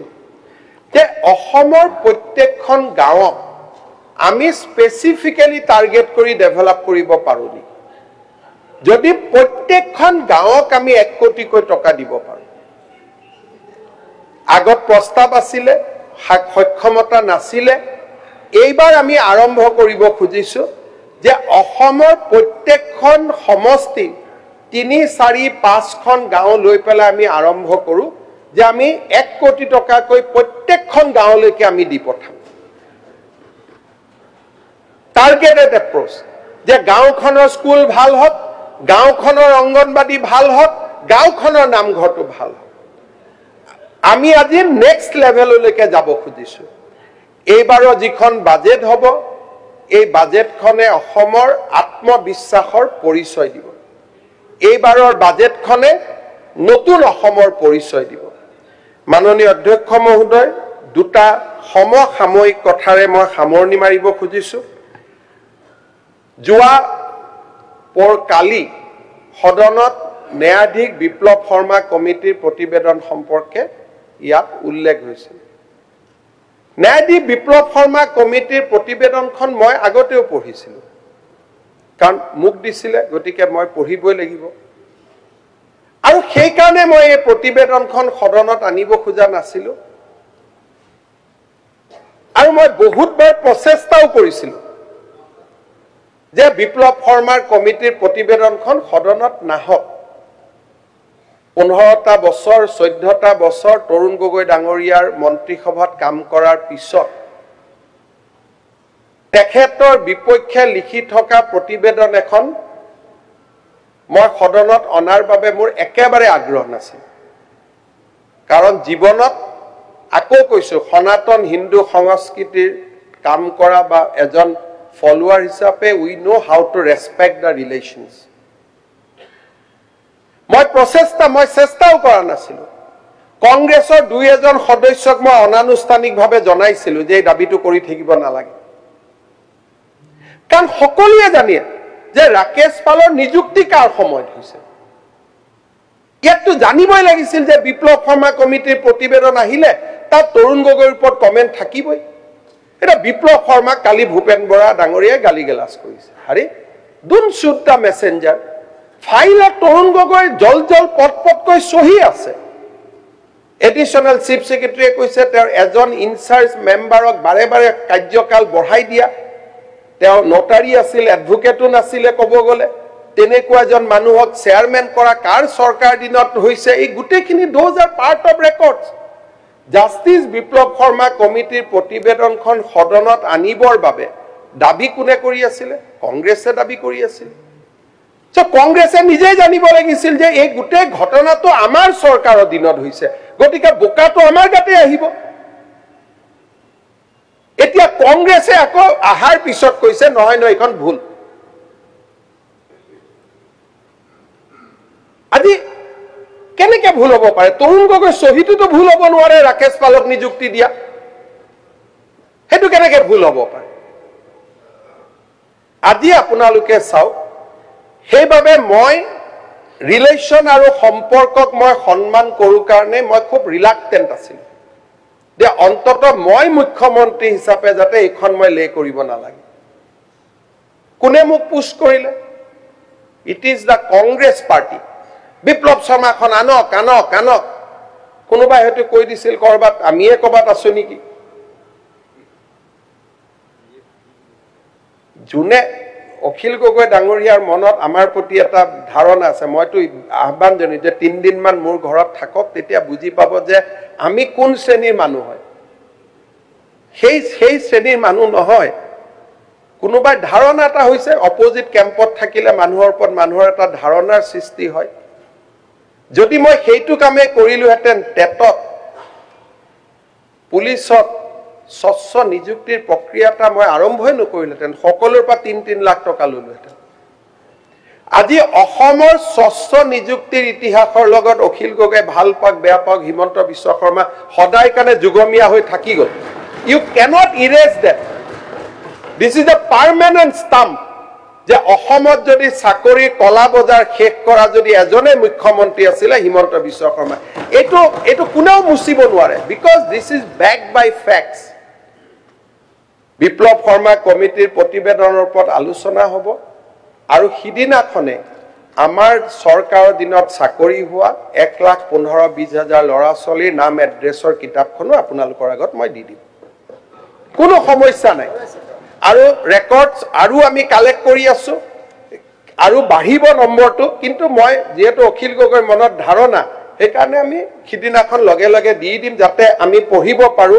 এফালে ডাৰ্ক হিষ্ট্ৰী এফালে শাইনিং হিষ্ট্ৰী দুইটা যাতে একেলগে যাতে যিদিনাখন আমি বিপ্লৱ শৰ্মা কমিটি আলোচনা কৰিম এফালে 1,20,15,000 ল'ৰাৰ নাম থাকিব এফালে কংগ্ৰেছৰ কীৰ্তি ইতিহাস তাতে লিখা হৈ থাকিব এতিয়া অখিল গগৈ ডাঙৰীয়া কংগ্ৰেছৰ লগত এলায়েন্স আছে না মই নাজানো তেওঁ কি ক'লে যে বিয়াতটো বস্তু ল'বই পাৰি দিয়াজনৰ কি আপত্তি আছে হয় কোনো আপত্তি নাই 3 লাখ টকাৰ গহনা দিলে নামটো ক'ব খোজা নাই অসমৰ সাংসদ এজনে 3 লাখ টকা বিয়াত গহনা ল'লে এটা কংগ্ৰেছ দলে তেওঁ ভাল পায় নে বেয়া পায় মই নাজানো কংগ্ৰেছে কৈছে বিয়াতটো ল'বই পাৰে আৰে বিয়াত সবেই ল'ব পাৰি খালি লোৱাৰ পিছত ইনকাম টেক্সত জনাব লাগিব আমি লৈছো বুলি এটা হয় তেওঁ নাই লোৱা বুলি ক'ব লাগিব নহলে ল'লে ইনকাম টেক্সত দেখুৱাব লাগিব 2014 চনৰ মই ইনকাম মই ৰিটাৰ্ণখন দেখা পাইছো কিয় ইলেকশ্যন এফিডেভিট দিব লাগে 2014 চনৰ ইলেকশ্যন এফিডেভিটত এই সোণৰ অলংকাৰখিনি দেখুৱা নাই এটা অখিল গগৈ ডাঙৰীয়াই তেওঁ ভাল পাই কথাখিনি লৈ আহিলে নে বেয়া পাই লৈ আহিলে মই নাজানো কাৰণ মই বিপ্লৱ শৰ্মা কমিটিৰ প্ৰতিবেদন অহাৰ পিছত গৌৰৱ গগৈৰ নামে মই সবকে হাক দি দিছিলো যে এইবোৰ নকবি কোনে লৈ আহিলে অখিল গগৈ ডাঙৰীয়াই বাহিৰত ইম্প্ৰেছনটো এনেকুৱা যে মই খুব তেওঁৰ শুভাকাংক্ষী কিন্তু মাৰটো এনেকে মাৰে যাতে উঠি যাব নোৱাৰে এতিয়া এইটো ইনকুৱাৰী লগত আহি গ'ল এতিয়া লগত এতিয়া এইটো আহি গ'ল যে বিয়াত আৰু কি উপহাৰ পাইছিলে সিদ্ধাৰ্থ ভট্টই কৈছে যে হীৰাই পাইছিলে নে কি পাইছিলে এইটো কথা জানিব লাগিব আৰু এতিয়া ঘটনাটো হ'ল যে এইখিনি যদি দেখুৱা নাই বাকিখিনিও দেখুৱা নাই and gift tax is 30%. 3 lakh টকাৰ যদি আপুনি সম্পত্তি লয় 90% দিব লাগিব 90,000 গিফ্ট টেক্স ইনকাম টেক্স নহয় this is called gift tax আপুনিও জানি ল'ব কাৰোবাৰ যদি কেতিয়াবা গিফ্ট লয় ঘড়ী মটৰ পুকি লয় 30% ইনকাম টেক্সত জমা দিব লাগিব সো নাম্বাৰ 1 আজি মই আপোনালোকৰ অন্তৰত মই প্ৰশ্ন কৰিম নাম্বাৰ 1 3 দিন হৈ গ'ল Gaurav Gogoi has not denied on record যে মই লোৱা নাই তেওঁ ভাবিছে যে অখিল গগৈ ডিফেন্সটোৱে মোৰ কাম হৈ গ'ল he may have thank you also WhatsApp কৰিব দাদা বৰ ভাল পালো আপুনি মোৰ কিন্তু ফসাই দি থৈ গ'ল তেতিয়া গিফট টেক্স দিলে নে নাই আৰু টকা লোৱাটো ইম্পৰ্টেন্ট নহয় গিফট লোৱাটো ইম্পৰ্টেন্ট নহয় তাত এইটো কথা লিখা আছে যে এই গিফটটো দিয়াৰ পিছতে ঘটনাই নাটকীয় মূৰ লৈ লয় যে যি আগলৈকে মোক পাৰ্মানেন্ট কৰিব বিচৰা নাছিল বিয়াৰ পিছতে মোৰ প্ৰতি তেওঁ সহজ আৰু সৰল হৈ পৰে chairman বনাইলে that turn of event has taken place যদি ৰিপৰ্টটো চাই মুকুল শইকীয়াৰ ষ্টেটমেন্টটো চাই turn of event started from that marriage এটা এইবিলাক মই আনা নাই পাব্লিক ডমেইনত অখিল গগৈ ডাঙৰীয়া আনিছে মইতো আজি প্ৰথম আনিছো আপুনি এলায়েন্সত আছে নাই কি কৰিব খুজিছে মই নাজানো but let me be on record মই কলো নহয় না আমি আমাৰ কোনো এজন সদস্য গৌৰৱ গগৈৰ নামে উল্লেখ কৰা It was started by Akhil Gogoi Dangoria. Bole duta seat Congress muk besi koi dibo niki boli arambho kori dile. Congress logot alliance kori kono labh nai. April leke jitu poribek hobo kono kame nohua hobo moi imane koi thoi disu. Next jitu moi kom tar pra apni aru gom pabo je kono labhe nai to etu bostu gol aru. Etu nosola toka hoi jabo moi next jitu line kom. Iyar gotna to hol je moi bisaru Gaurav Gogoi being the son of Chief Minister Tarun Gogoi, he must defend his father now. Pitri Hindut likha thake je putrok jonmoi dia hoy jate pitar legacy to aguabo pare dor amar shraddhor pra gutei khini kora jay je he karone koi putrong dehi Amar Hindu thoda ami puja koru je konyang dehi buli noko putrong dehi. Tini din nijor pitrir uporot obhijog ahise.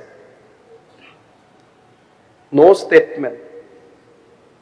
Nije biat toka loa kotha ahise income taxor dekhuaisu buliu koa nai nai dekhua buliu koa nai. Aru ei manu bilake hoise notun Ohomor ekujon shiro jagroto pohori. মানে মানুহ কি কেনেকে camouflage কৰিব পাৰে তাত ৰাকেশ পালে ইমানলৈকে নাই ৰাকেশ পালৰ তাতে লিখা আছে যে চাকৰিয়াল ছোৱালী প্ৰাৰ্থীৰ সতীত্ব হৰণৰ কামতো তেওঁ লিপ্ত হৈছিল মাকে কৈছিল সো আমিতো মই প্ৰথম দিনাই কৈছিলো যে অখিল গগৈ কমল মেধি গৌৰৱ গগৈ বিলাকত আমি যাবই নালাগে আনকি মই ৰিপৰ্টটো দিব খুজা নাছিলো আপোনাৰ নামটো মই দেখা পোৱা কাৰণে আপুনি কম তৰুণ গগৈ বেছি যে তৰুণ গগৈ ডাঙৰীয়াৰ নামটো থাকাৰ কাৰণে মই ৰিপৰ্টটোৱে দিব খুজা নাছিলো কিন্তু আপোনালোকে হেঁচা মাৰি ৰিপৰ্টটো দিয়ক now you face the consequence there will be discussion মৃত্যুৰ পিছতো তৰুণ গগৈ নামটো ইতিহাসত হনুৱালীভাৱে আলোচনা হ'ব লাগে now he will be discuss in a different way And I am not responsible for that. Moi jiman parisilu, moi chesta korisilu and I have informed it to the few Congress leaders. Je ei report tor kotha besiko kobo na lage. Unnecessary saror kotha ahibo, we should avoid. Kintu this is your destiny. Apnaluke bisarise, so ami koiso aluchona hok. Manoniya Adhyaksha Mohoday কেইদিন মানৰ পৰা অসমত আন এটা বিতৰ্ক চলি আছে যে এটা ঘটনা যে এজন পাকিস্তান সিটিজেন তেওঁৰ নামটো হল আলী তৌকিৰ শেখ এই আলী তৌকিৰ শেখ নামৰ যিজন ব্যক্তি সেই ব্যক্তিজনে এটা ক্লাইমেট অ্যাকশন গ্ৰুপত কাম কৰে মই জানিবৰ কাৰণে কৈছো কাৰণ এইটোয়া সেপ্টেম্বৰ মাহলৈকে it will create a big impact in the politics of Assam Ali Taukir কাম কৰে CDKN নামৰ এটা organization apparently this is a climate action organization কিন্তু মানুহজনৰ টুইটস কথা বতৰা অসমৰ হিন্দু মুছলিম বাংলাদেশী ইমিগ্ৰেন্টছৰ পৰা আৰম্ভ কৰি His all interest is about India and Assam's internal political affairs. Climate less, politics more. SPG got SIT hol. Deborboto Hoikia Dangoria ullekh korile je Ahomer SIT Pakistanok ki koribo. But our SIT is so smart. Within 2 days, ami discover korilu যে Ali Tauqir Sheikh has come to India on 18 times. এজন পাকিস্তানী নাগৰিক 18 times অসমলৈ ভাৰতলৈকে আহিলে আৰু এই গোটেই investigation কোনে কৰিলে আমাৰ অসম পুলিচে 6/11/2010 আহিলে 23/2/2011 আহিলে 2/2012 আহিলে 1/5/2012 আহিলে 26/13 আহিলে 17/8/13 আহিলে 5/10/13 আহিলে 27/10/13 আহিলে 5/2/2014 আহিলে 6/2/2015 আহিলে 3/4/2016 আহিলে 31/5/2016 আহিলে 10/11/2018 আহিলে কোনে উলিয়ালে অসম পুলিচৰ এসআইটি উলিয়ালে in just 3 days of time এতিয়া আমি গম পাম যে কোনে তেওঁক ইণ্ডিয়ালৈকে আনে কোনে তেওঁক আতিথ্য দিয়ে কি ঘটনা we are going to get it মোৰ এণ্ড মোৰ ইনিশিয়াল মোৰ হাতত যি তথ্য পৰিছে it will be very very fatal for the Congress party it will be a complete difficult joakali moi Pradut Bordoloi dangoriak eta tweet korisilu just do not criticize me for politics it is going to be huge and I am repeating the investigation has revealed certain very startling facts jitu moi kalponao koribo noaru and I am speaking in this assembly as a most responsible person moi ejon responsible person hisabe yat thio hoy moi koi asu the impact on Assam politics will be huge Deborboto Hoikia Dangoria koise je ami kiman parim moi najanu ami jiman dur parim jetia noaru we have to transfer it to NI jiman duroleke parim will go but jetia ami noarim we have to give it to NI so this will be another thing Justice Biplab Sharma committee report if it is a 10% what is coming in August September it will be 1000% it will be huge and huge keneke amar dore manuhok villain kori june ratie dine আমি কাম কৰো আমাৰ দৰে মানুহক villain বনাই যি সকল hero হ'ব খুজিছিল you will know that what they are actually তেওঁলোক কি হয় so I promise to Assam Assembly that we will break this Ali Toki network and we will come back to Assam Assembly in the month of August give us just 3 months we will come back with facts which will be huge I know the facts because informally facts is with me but it has to be on records and the facts will be huge it will be fatal and amar hokolure antoratma kopai tulibo yakko adjective moi use koribo noaru so ji hokole defense kore je noy noy ekhon to Pakistan embassy ikhon photo nohoy ikhon photo ekhon morph korise are dui khone to ejone manuhor photo so sometime we should not defend which is indefensible and moi bhabu this will be a case which will be fall in the indefensible category hodone bisarise je umrangsur bitorko hobo lage syndicator bitorko hobo lage I am ready for everything kono kotha nai আমি বিতৰ্ক কৰি বিতৰ্ক should be constructive আমাৰ সেঙা সমষ্টিৰ বিধায়কে বৰপেটা পুলিচৰ ওপৰত এটা অভিযোগ দিছে মই ডিজিপিক লগে লগে কৈছো যে it should be inquired even যদি তাত মোৰ ভাইও এসপি আছে it has to be inquired তাত কোনো পৰিৱৰ্তন হ'ব নোৱাৰে it has to be inquired fully completely তাত একোৱে কথা থাকিব নোৱাৰে so we will inquire আৰু কান আমাৰ উদ্দেশ্যটো যোৱা 25 বছৰত অসমৰ ৰাইজে মোক বহুত দিছে now this is a time to pay back তাত আগত একো কথাই থাকিব নোৱাৰে বাকি পলিটিক্স আহিলে কাৰোবাৰ ঘৈণীয়েকক ধৰিব লাগিব কাৰোবাৰ জীয়েকক ধৰিব লাগিব these are the people আজি এনেকুৱা ঘটনা হয় যে যি মানুহে হেমকো কবিধানখন চুৰি কৰি নিজৰ বুলি দাবী কৰি আছে ব্লাড ৰিলেশন হয় নে নহয় হেবুৰ মানুহ নাটক হেবুৰ মানুহ অসমত নায়ক আৰু যিবিলাকে দিনে ৰাতিয়ে ৰাইজৰ কাৰণে কাম কৰি আছে হেবুৰ মানুহ খলনায়ক this is our state unfortunately but we have to fight with that we have to cleanse this গতিকে আমি তেনেকে চলি গৈ থাকিব লাগিব মই আপোনালোকক প্ৰতিশ্ৰুতি দিছো যে advantage Assam 2 will be different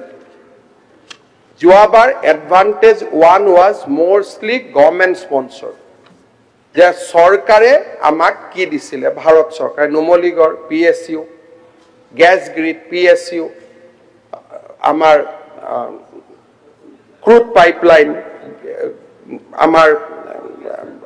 government বাট এইবাৰৰ এডভান্টেজ আছাম অসমৰ প্ৰতি মানুহৰ এটা ডাঙৰ আকাংক্ষা বৃদ্ধি পাইছে lot of private investment will come কিন্তু যদি অসমৰ মানুহে কয় আদানিক মাটি নিদিব আম্বানিক মাটি নিদিব আকৌ গুছি যাব that's a different thing কিন্তু যদি অসমত উদ্যোগীকৰণ লাগে মই যেতিয়া শপত গ্ৰহণ কৰি মুখ্যমন্ত্ৰী হৈ মই জাষ্টিস ৰঞ্জন গগৈ ঘৰত গৈছিলো ৰঞ্জন গগৈ মোক প্ৰথম কৈছিল যে তোমাৰ কাৰ্যকালত টাটাৰ এটা ফেক্টৰী আনা ৰিলায়েন্সৰ এটা ফেক্টৰী আনা অসমৰ ডেষ্টিনি পৰিৱৰ্তন হ'ব সো এইবাৰ একেলগে উদ্যোগপতিসকল আহিব বহুত বিলাক ভাল ঘোষণা কৰিব আমি সকলোৱে যদি সহযোগিতা কৰো মাটি বাৰী দিও আকৌ মুকু আপোনালোকে প্ৰশ্ন কৰিব কি হল এডভান্টেজ আসামটো যদি আমি মাটি বাৰী নিদিও সহযোগিতা নকৰো গালিগালাজ কৰো আকৌ মানুহখিনি ঘূৰি যাব কিন্তু যদি মানুহখিনিক আদৰি লও আৰু আমি গালিগালাজ কৰিলেও আদানি আম্বানিৰ 1 টকাও কম নহয় তেওঁলোকে গৈ বেংগলত পাতি লব উৰিষ্যাত পাতি লব আমি তেওঁলোকক একোৱে কৰিব নোৱাৰো আমি মাত্ৰ খেদি পঠিয়াব পাৰো আমি যদি তেওঁলোকক লগত ৰাখিব পাৰো আমি যদি নীতি নিয়মৰ মাজত অন্যায় কৰি নহয় within the rules and regulation আমি যদি তেওঁলোকক সহায় কৰিব পাৰো এডভান্টেজ আসাম টুৱে অসমৰ বিকাশৰ এক নতুন ইতিহাস ৰচনা কৰিব পাৰি অখিল গগৈ ডাঙৰীয়াই কৈছে যে এ ফৰ আসাম মোদী ডাঙৰীয়াই উৰিষ্যাত কৰা নাই মধ্যপ্ৰদেশত কৰা নাই সব বিজেপি ৰুলছতে কিন্তু মোদী ডাঙৰীয়াই জয়শংকৰ ডাঙৰীয়াক কৈছে যে তুমি এডভান্টেজ আসামটোত যাবা 51 জন ৰাষ্ট্ৰদূতক লগত লৈ যাবা with a special flighter টকা অসম চৰকাৰে দিয়া নাই it is being paid by the Ministry of External Affairs এজন প্ৰধানমন্ত্ৰী কি কৰিব পাৰে আমাকটো স্পুন ফুডিং কৰিব নোৱাৰে যে তোমালোক অসমীয়া গতিকে ভাৰতৰ খাজানাটো খুলি দিছো কিন্তু whatever he can 51 খন দেশৰ ৰাষ্ট্ৰদূত will come with a special aircraft আৰু এয়াৰক্ৰাফট খন কোনে লিড কৰিব doctor Jaishankar Ministry of External Affairs আমাৰ ৰাজস্থানত হল বিজেপি চৰকাৰ মধ্যপ্ৰদেশত ইনভেষ্টমেন্ট হল বিজেপি চৰকাৰ উৰিষ্যাত ইনভেষ্টমেন্ট সামিট হল বিজেপি চৰকাৰ কতু মোদী ডাঙৰীয়া এইবিলাক কৰা নাই because he believe a is for Assam আৰু কিমান কৰিব পাৰে নামৰূপৰ ফাৰ্টিলাইজাৰ বন হ'ব একেবাৰে সপ্পৰ ফাৰি কৈ দিলে যে 2 লাখ মেট্ৰিক টনৰ পৰা 12 লাখ মেট্ৰিক টন হ'ব এজন প্ৰধানমন্ত্ৰী আমাক কি কৰিব পাৰে নুমলীগড় সেমি কণ্ডাক্টৰ নাও ফাৰ কাৰখানা তিনিটাকৈ ডাঙৰ ইণ্ডাষ্ট্ৰী অকল আমাৰ 3.5 বছৰ নুমলীগড় আৰম্ভ হল বেম্বু ৰিফাইনাৰী আৰম্ভ হল আমাৰ সেমি কণ্ডাক্টৰ নাও ফাৰ্টিলাইজাৰ বাকিটো আঁচনি বিলাকৰ কথা মই বাদেই দিলো so these are a political convention মই আপোনালোক সকলোকে আমন্ত্ৰণ জনাম আপোনালোকো আহক আমি সকলোৱে মিলি আমাৰ অসমখনক এক নতুন পৰ্যায়ত লৈ যাব লাগিব আৰু মই ভাবো যে আমি আজি সেই পৰ্যায়ত আহিছো যৰ পৰা আমি এখন নতুন অসমৰ সপোন দেখিব পাৰো এখন পৰিৱৰ্তিত অসমৰ সপোন দেখিব পাৰো কাৰোবাৰ মনত ধাৰণা হ'ব পাৰে যে আমি সংখ্যালঘু ভোটৰ কাৰণে কিছুমান কথা কওঁ নহয় সংখ্যালঘু অধুষিত 23টা 22টা সমষ্টিত আমি কতোৱে নিজিকো আজি আপোনালোকে গ্যাৰান্টি লৈ লওক জিকাৰ সম্ভাৱনাও নাই আৰু জিকাৰ প্ৰচাৰো নাই তাত একো নাই কিন্তু আজি সংখ্যালঘু অঞ্চলসমূহত আৰু সংখ্যালঘু মানুহৰ নিৰাপত্তা এই দুইটা যদি ইন্ডিকেটৰ হয় তেতিয়া আপোনালোকে চাব কৈ দিলে সংখ্যালঘু এৰিয়াত কলেজ পতা নাই সংখ্যালঘু এৰিয়াত কলেজ পাতাৰ প্ৰথম সাহসটোৱে আমি কৰিছো আজি চকীঘাটত ল কলেজ হৈছে জামুগুৰিত সংখ্যালঘু এৰিয়াত হোৱা নাই জানো পদ্মদা আজি সংখ্যালঘু এৰিয়াত আদৰ্শ হাইস্কুল বনোৱাৰ কথাটোৱে চাহ বাগিচাৰ স্কুল হৈছে কিন্তু মডেল স্কুল আজি সংখ্যালঘু এৰিয়াতে হৈছে নামটো বদলিছে কিন্তু স্কুলটো হৈ আছে আৰু লাগে আমি আৰু কৰিব পাৰো there is no bar on that আজি ৱাজেদ আলী চৌধুৰী ডাঙৰীয়াই পাহৰি গৈছে কিন্তু ময়ে স্বাস্থ্য মন্ত্ৰী থাকোঁতে প্ৰথম চৰ অঞ্চলত হস্পিটেল ময়ে গৈ বনাইছিলোঁ so my track record is not ডেট কিন্তু হয় ড্ৰাগছৰ বেপাৰ কৰিলে কৰবাত লাভ জেহাদ কৰিলে I have to give a befitting reply So that is a different thing. আৰু মই ভাবো যে সাধাৰণ সংখ্যালঘু মানুহ ড্ৰাগছৰ বেপাৰীৰ লগত নাই সাধাৰণ সংখ্যালঘু মানুহ লাভ জেহাদীৰ লগত নাই সাধাৰণ সংখ্যালঘু মানুহ সত্ৰৰ মাটি দখল কৰাৰ লগত নাই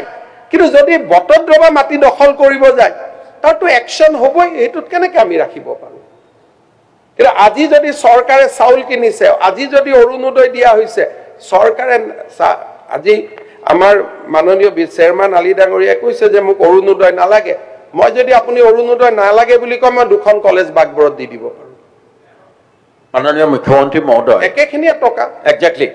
দুখন কলেজ তাৰ লগতে বামুনডোংৰা নগৰবেৰা এখন দলং আৰু জলজলিৰ ওপৰত দুখন দলং দিয়ক আই উইল ফৰগো এন্টায়াৰ আপুনি নহয় আই এম ফৰগোইং এক মিনিট অহাকালি মই বৰপেটা জিলাৰ ডিচিক পঠাম বাগবৰত যে চেয়াৰম্যান আলী ডাঙৰীয়াই কৈছে যে দুখন কলেজ হলে অৰুণোদয় নালাগে বুলি আৰু কম আৰু গোটেই লিষ্টখন কম হ'ব মই Barpeta ডিচিক let the DC go and declare I will take the he will not responsibility declare he will take public opinion no issue Please, honorable member. মানে এনে দুখীয়া দৰিদ্ৰ মানুহৰ মুখৰ পৰা চক আমি এনেকুৱা কথা ক'ব নালাগে আপুনি কক যে দলং হ'ব লাগে কলেজ হ'ব লাগে দিজ আৰ গুড থিং লগত অৰুণোদয়টো কিয়াৰ লগত লিংক কৰাটো কোনো প্ৰশ্ন নাই দুখীয়া দৰিদ্ৰ মানুহকেইটাই কিবা এটা পাই আছে মানুহৰ মুখৰ পৰা পেটৰ ভাতকেইটা কিয় কাঢ়িব লাগে sir Please, honorable member, please. এতিয়া মই অৰুণোদয় আপুনি এক্সট্ৰাকে দিব এতিয়া মই আপত্তি নকৰো কিন্তু আমাৰ এইবোৰ main infrastructure Honorable member, please. প্ৰয়োজনত যদি অৰুণোদয় কাটিও দিয়ে আৰে I am please. taking I am openly হৈছে declaring it কথা প্ৰসংগ that I will কৰিছে go. হ'ব প্লিজ সিট ডাউন এতিয়া মই এটা সৰু ষ্টেটমেণ্ট পঢ়ি দিছো আজি দিনৰ 2:30 বজাত মাননীয় সংসদ ৰকিবুল হুছেইন ডাঙৰীয়াই ৰূপহী থানাৰ অন্তৰ্গত গুণামৰী গাঁৱলৈ গৈ থকা অৱস্থাত জনতাই তেখেতক বাধা প্ৰদান কৰে তেতিয়া তেওঁৰ লগত থকা দেহৰক্ষী PSU এজনে সাৰি যায় ব্ল্যাঙ্ক ফায়াৰ কৰে কলা নে বগা মানিছে মই নাজানো আৰু মানুহে হ'ব আৰু কলাই আক্ৰমণ কৰিলেতো কলা কাপোৰে ল'ব আৰু কোনেনো CCTVত আহিব কাৰণে বগা কাপোৰ পিন্ধি ল'ব মই বুজিছো যে ৰূপহীয়া থানাত ৰূপহীটো আমাৰ জাগাই নহয় ৰূপহী সামগুৰি তেওঁৰে জাগা গতিকে তেখেতৰ জাগাত কোনোবাই তেওঁক আক্ৰমণ কৰিলেতো কলা কাপোৰ পিন্ধিয়ে ল'ব লাগিব নহলে মুখখন দেখাই কোনে কৰিব সেইটোতো সাধাৰণ প্ৰত্যেকজন মানুহে কৰে কিন্তু পুলিচে লগে লগে গুলি চালনা কৰিলে বৰ্তমান সংসদ গৰাকীয়ে গুণাবৰী গাঁৱত মিটিং কৰি আছে আৰু SP তাতে নিজে উপস্থিত আছে অৰ্থাৎ তেখেতৰ নিৰাপত্তাৰ সম্পূৰ্ণ ব্যৱস্থা SP নিজে ওপৰত থাকি কৰিছে আৰু মই আপোনালোকক প্ৰতিশ্ৰুতি দিছো যে ৰকিবুল হুছেইন নগাঁও সামগুৰি ৰূপহীত গলে তেওঁক আমি সিকিউৰিটিটো আৰু অলপ বঢ়াই দিম কাৰণ মই দেখা পাইছো যে যোৱা এবছৰত কেইবাটাও ঘটনা এনেকুৱা হৈছে সামগুৰি ৰূপহীত গলে কিবা নহয় কিবা এটা খেলিমেলি হয় মই কাৰণটো ক'ব নাযাওঁ but as a home minister I will ensure that he gets additional security when he visits Samuguri and Rupohi area. ধন্যবাদ Thank you. Sir. Direct,